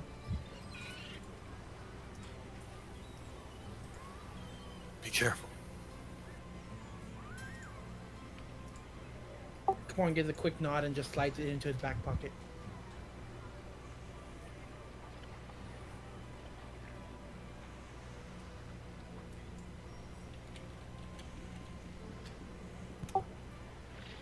Well, aren't these just nice gifts for Chaw? Where did you get them from? Where did you pull them from? I know a guy. Kaporin just tilts his head. It's like, he won't question it, but he knows something's up.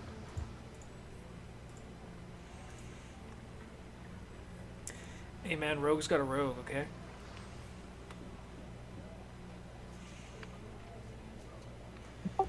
Kaporin doesn't even realize he's getting put in his hands. I don't think he would even be able to tell that Richard has some witchcraft going on.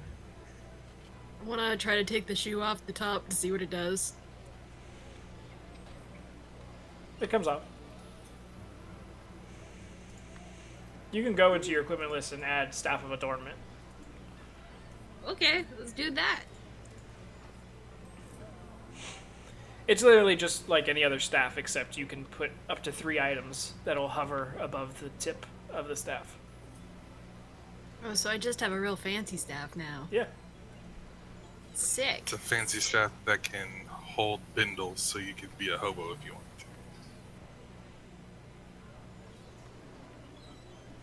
to. What is the violet, the brown? You got liquid? me.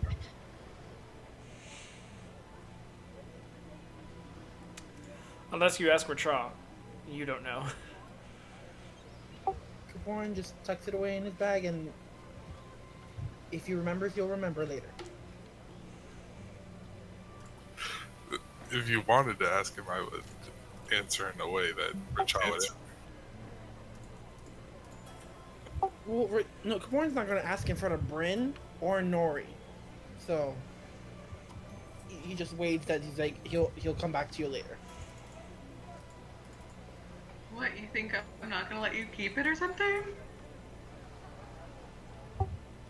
Kaporin's had too many things taken away from him from you two in the past month, so he's just gonna stay quiet. I mean, he does have a point. We have taken many toys. He would not want to share it with us. Richard is slowly remembering that he had an oh yeah bomb that he could have given him, and is slightly regretting it, but he won't do it. Yeah, I've been waiting for that one. Can we not have him kill us all with a bomb, or you? Oh yeah.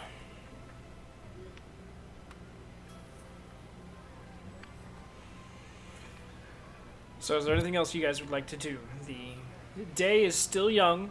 There's a few more hours before sunsets. You guys have rooms for the night. But is there anything that you would like to have transpire before the night comes to a close?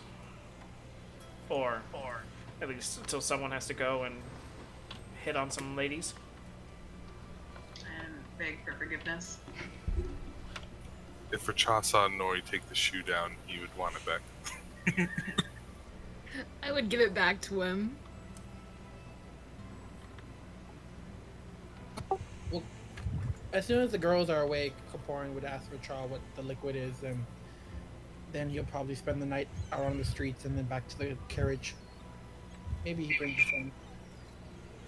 I would definitely explain that you're able to stay in our room just so you don't have to sleep in the carriage if you don't want to, kind of thing. He wants to. Racha would explain by putting his hands around his throat and going, and fall over. Kaporn makes a mental note not to open the liquid.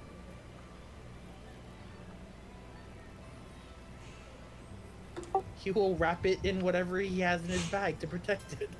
Your ripped pants. Your ripped pants. His pants, his shirt, his other shirt, the other green shirt that he has, the other pants that he owns. Why didn't you just wear those? Because they're not as nice.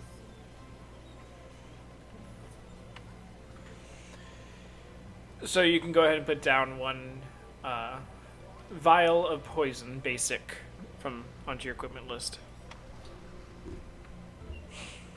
Bryn, you add the short bow +1. Yeah, I added it. All right.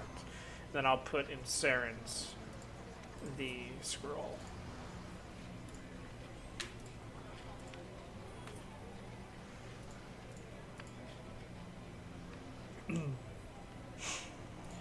So, besides Kaporin kind of milling about the town before going back to the carriage, anyone else want to do anything?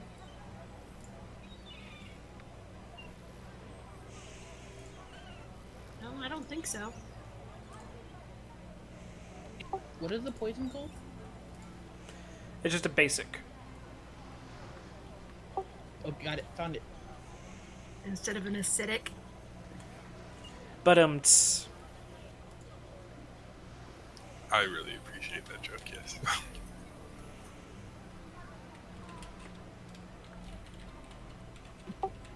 Nope, Kaporin's good. I mean, unless he finds a guy to bring back to the carriage with him, he's good.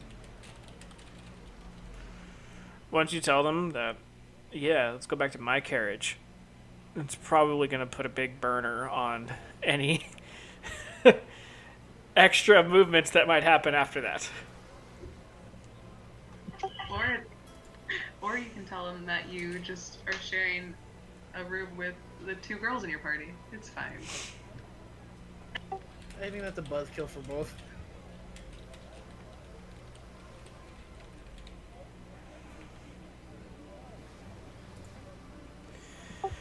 Okay.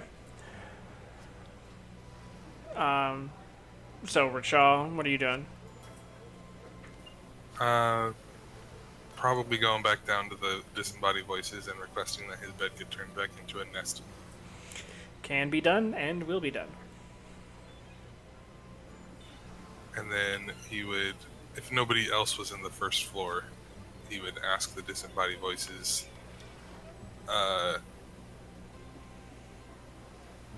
we could always use some more pirates. I'm sorry, we do not allow pirates to take up residence here. Where?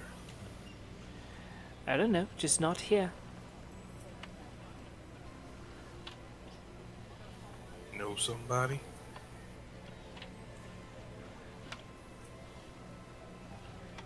Nobody that's still alive, unfortunately. Who died? Plenty of people. Pirates usually don't like keeping friends.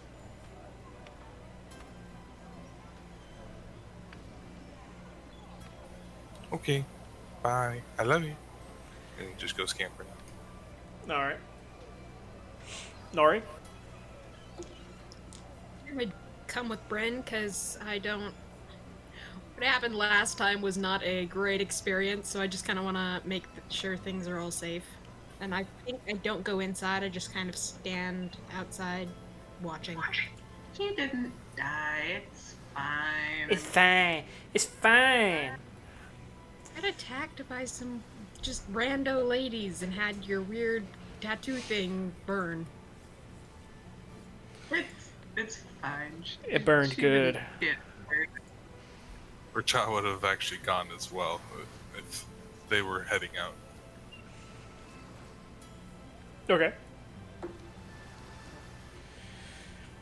So with everyone going to the Tackle's Respite for the last few hours, you realize this is a weekend. They go a little bit longer into the night, till roughly about 4 a.m.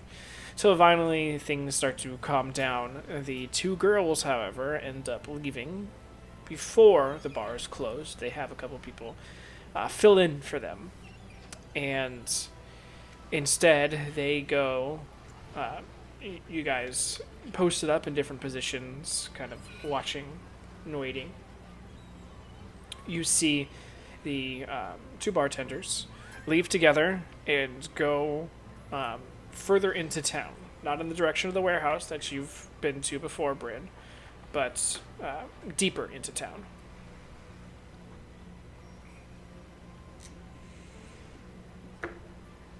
All right. God, this just sounds like a great decision. All in all, she's gonna follow them. And if they turn around, she's gonna act like she's trying to catch up with them, to talk to them, and not just stalking them. Because, yeah. Okay. So you see them go down the main road that the Tech Respite is the corner of. They continue down it, go for about 3 blocks, and then take a right. As they do so, you kind of hurriedly catch up to the corner and check around. They aren't looking back. They're not really caring about their surroundings at the moment. But you're able to keep eyes on them, and you see them cross the street and go into another building. Can Racha have followed stealthily? Roll stealth.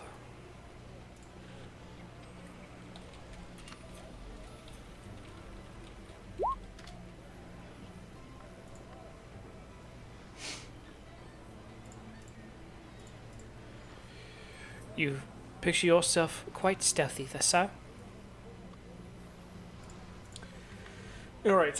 Looking at the sign above the name of the building, it is called Club Resilience.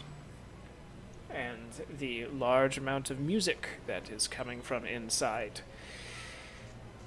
You get the sense that this is probably some sort of dance hall.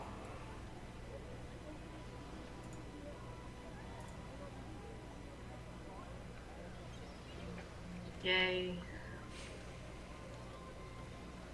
The women have gone inside. Are you following in? And I have no idea if Racha's anywhere near me, and I know the Nope. others aren't. You know Nori's with you. Yeah. Oh, goody. I can't tell if Awesome. that's. I thought I was clear.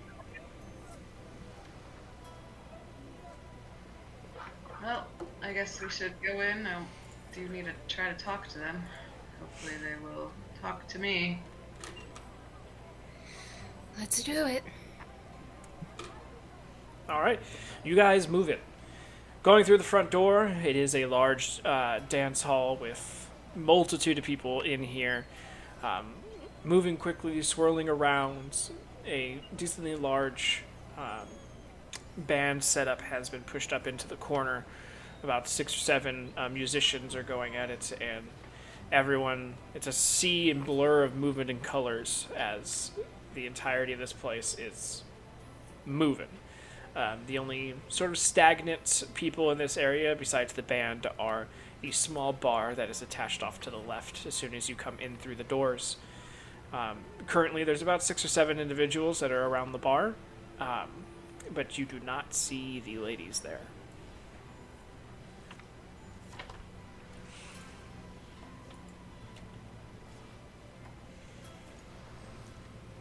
Am I the only one that feels like this is a trap? Yeah, I don't know if we're gonna be able to find them in the sea of people. It's...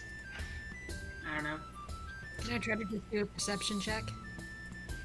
Go for it. Yeah, I try as well. Yep, go for it. Is this a single-story building? It's 2-story, but the dance floor area is kind of exposed, and you can see there's a balcony around the 2nd floor, and there's a bunch of people up there too.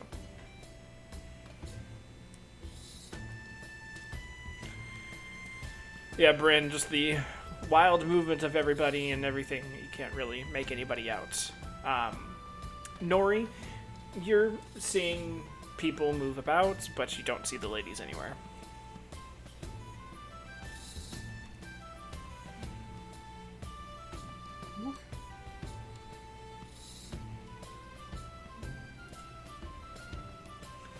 As you stand in the doorway, a couple people run into you, laughing. Oh, sorry, and this small half-elven man and this blue-skinned woman, kind of giggling to themselves, run past you and join the group of people dancing about. Yeah, move out of the way. And Rachad's gonna do like a sort of lap around the building just to see if there's any other entrances. All right. There are 2 other entrances to this building specifically. Both are guarded.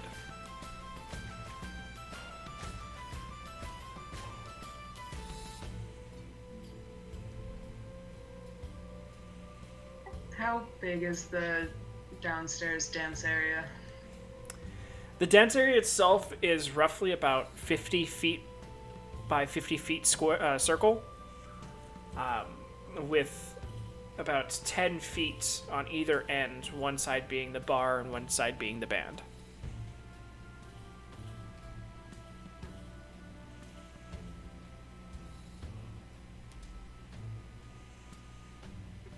Well, it doesn't help to just stand here. Either we try again tomorrow, or we go in further, Nori. I stand by my gut feeling that this is probably a little too tricky. I say wake up a little bit early and go see them in the morning.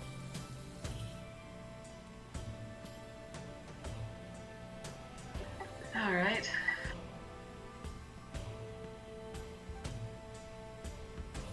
So you guys are leaving? Rachad's gonna incidentally probably startle the guard because he's stealthed so well, but he's gonna go up and just go, "Oh, you seen these guys?" and have a minor image or minor illusion of the girls we were watching, but like in his hand. No, I haven't seen no girls out here. This is just the entrance to the bar. Thank you. And then he'll go around to the other one that's guarded and do the same thing. Hey, piss off, you fucking bird! Rude. You seen these guys? I said piss off before I cut you.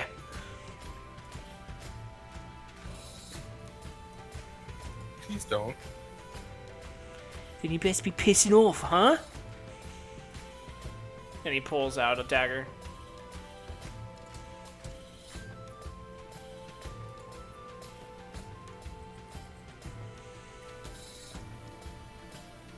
Please? Does a 19 hit? It does, but he would uncanny dodge it. Okay. Where is my damage die? Okay, so that's only 4 points of slashing damage as he whips out with the blade to strike at you, but uncanny dodge, so 2. Gotcha. Can we say Kaporin was still walking the city before you head back to the cart? Yeah, but you're nowhere near this part of the city. He'd just go like, "Wah, rude," and then walk off. But then sort of stealth and keep an eye on that door. Okay. Well, Saren stayed in his bedroom. Oh, okay. I don't think he wants to deal with Caparin, to be honest.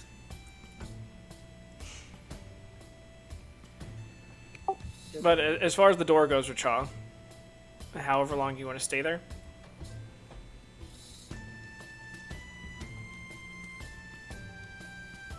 He'd probably. Does it seem like the party goes on for a good while, or like? Oh yeah. Because it's 4 a.m.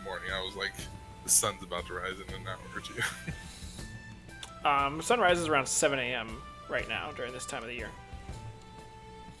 Alright, he would probably he'd stay at least an hour and just watch that door, but after that he'd head to go to rest at the build, or Okay. yeah, I guess that'd be what he would do.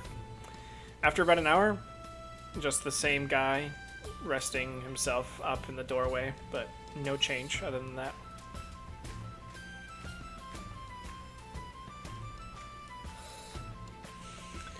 So, ladies, you left, correct?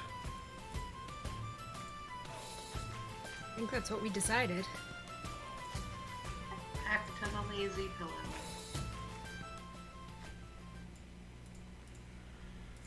Unless we get ambushed or something. What? that No, tracks. never. Because I definitely trust you.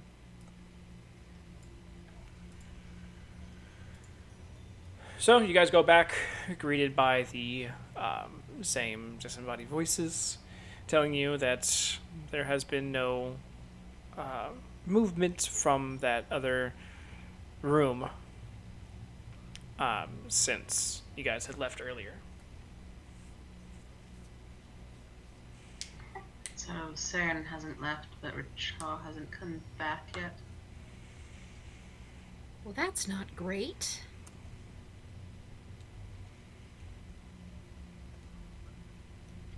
Oh, he's a pretty stealthy bird. I'm sure he can take care of himself. That's true.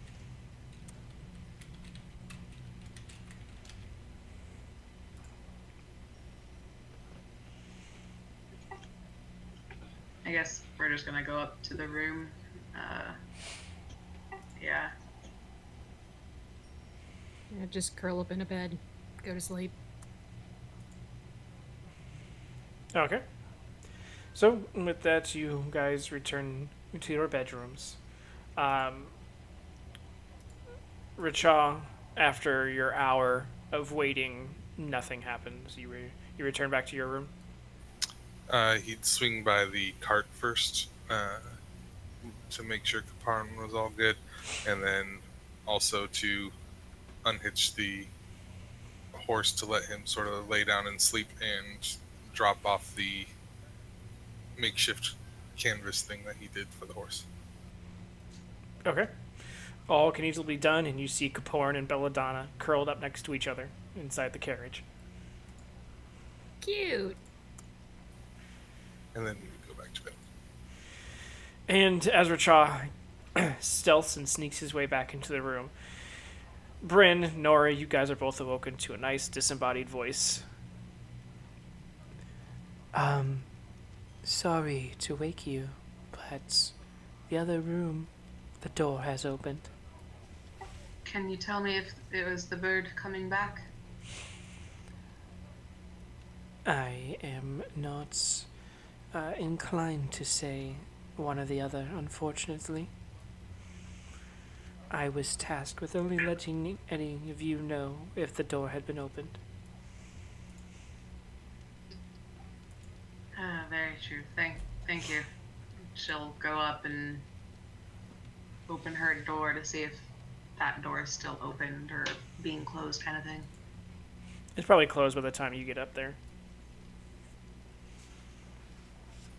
Would we be aware of that being the task that they've been done with?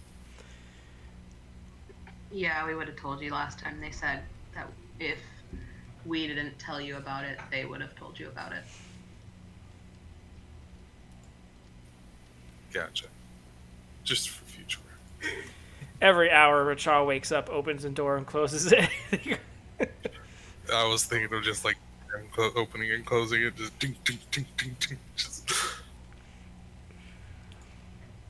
Bryn and Nori's so mad. I mean, you all are already going to have to sleep in until midday to get a long rest and not incur exhaustion, so it's already fun. Joy. But Richard, you come in. Saren's sleeping on the bed. You have your nest bed all ready. Bryn, you don't hear anybody screaming or dying, so you could probably be like, it's probably the bird. Wonderful, and she'll go back to bed. or it's an assassin murdering Saren. Wonderful. She'll go back to bed. But with that, you all get rest where you can. Saren waking up well before everyone else.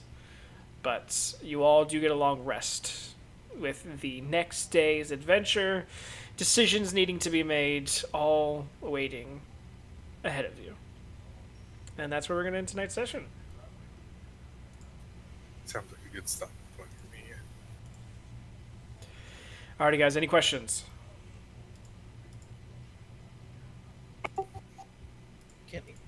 Can I make the official notice to name the horse Cosmo? I need to ask him what his name is. Somebody needs to take animal speech or whatever. Yeah, I can stock it for tomorrow if you really want it. Wait, didn't we Boys are already calling do? the horse Cosmo. He's like French or something, isn't he? That was the first horse. Eat a French horse. That was the first horse, and then you guys just up and sold it in the cart last time. Right, and then it may or may not have been destroyed by the giant Baylor in the city. Yep. The good stuff, you know? I like to think that the horse got away somehow, and that we didn't leave it to its death. Maybe someone stole it and ran away. The only question I would have is with the new bow, it says something about vines. Are those just like permanent around me now, or no? Let me check.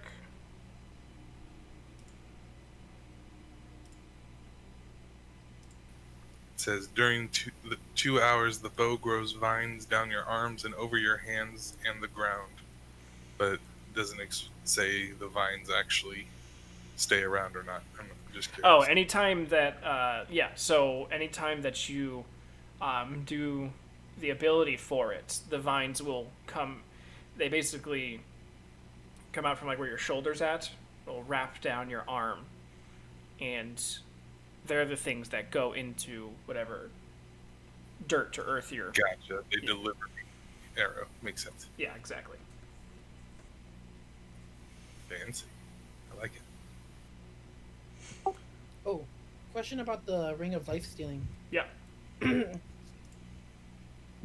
So on a nat 20, it does the 10 necrotic damage, and is it 10 points of temporary hit points? No, you gain, picked up the or is wrong it- one. I switched it out. You have the correct one now. Okay, let me refresh them. Yeah, you picked up the one I was still working on. I don't know why that one showed up, because it's not even in my homebrew anymore, but...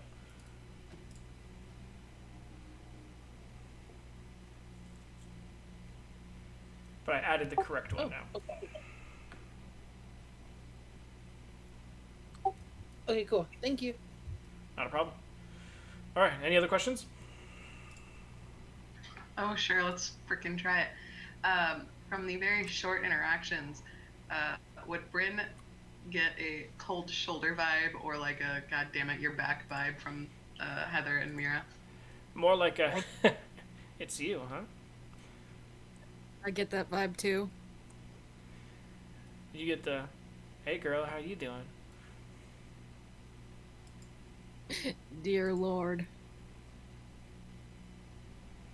The brunette's I'm gotta so stick happy together. I brought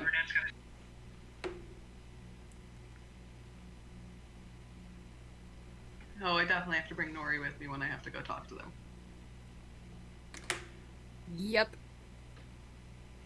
I'm just sad Kaporin didn't, use the bed in the room, so that way it made you guys snuggle, but it's fine. I know, I was half expecting it. Mm-hmm. There was only one bed. It's all good. Well, if you guys do have any other questions pertaining to game knowledge or needing things clarified, message me and I'll get back to you as soon as I can. If I don't talk to you all before then, you guys have a great week, and I'll see you all Thursday. Night. Bye. Bye. Good night, everyone, and thanks for being with us.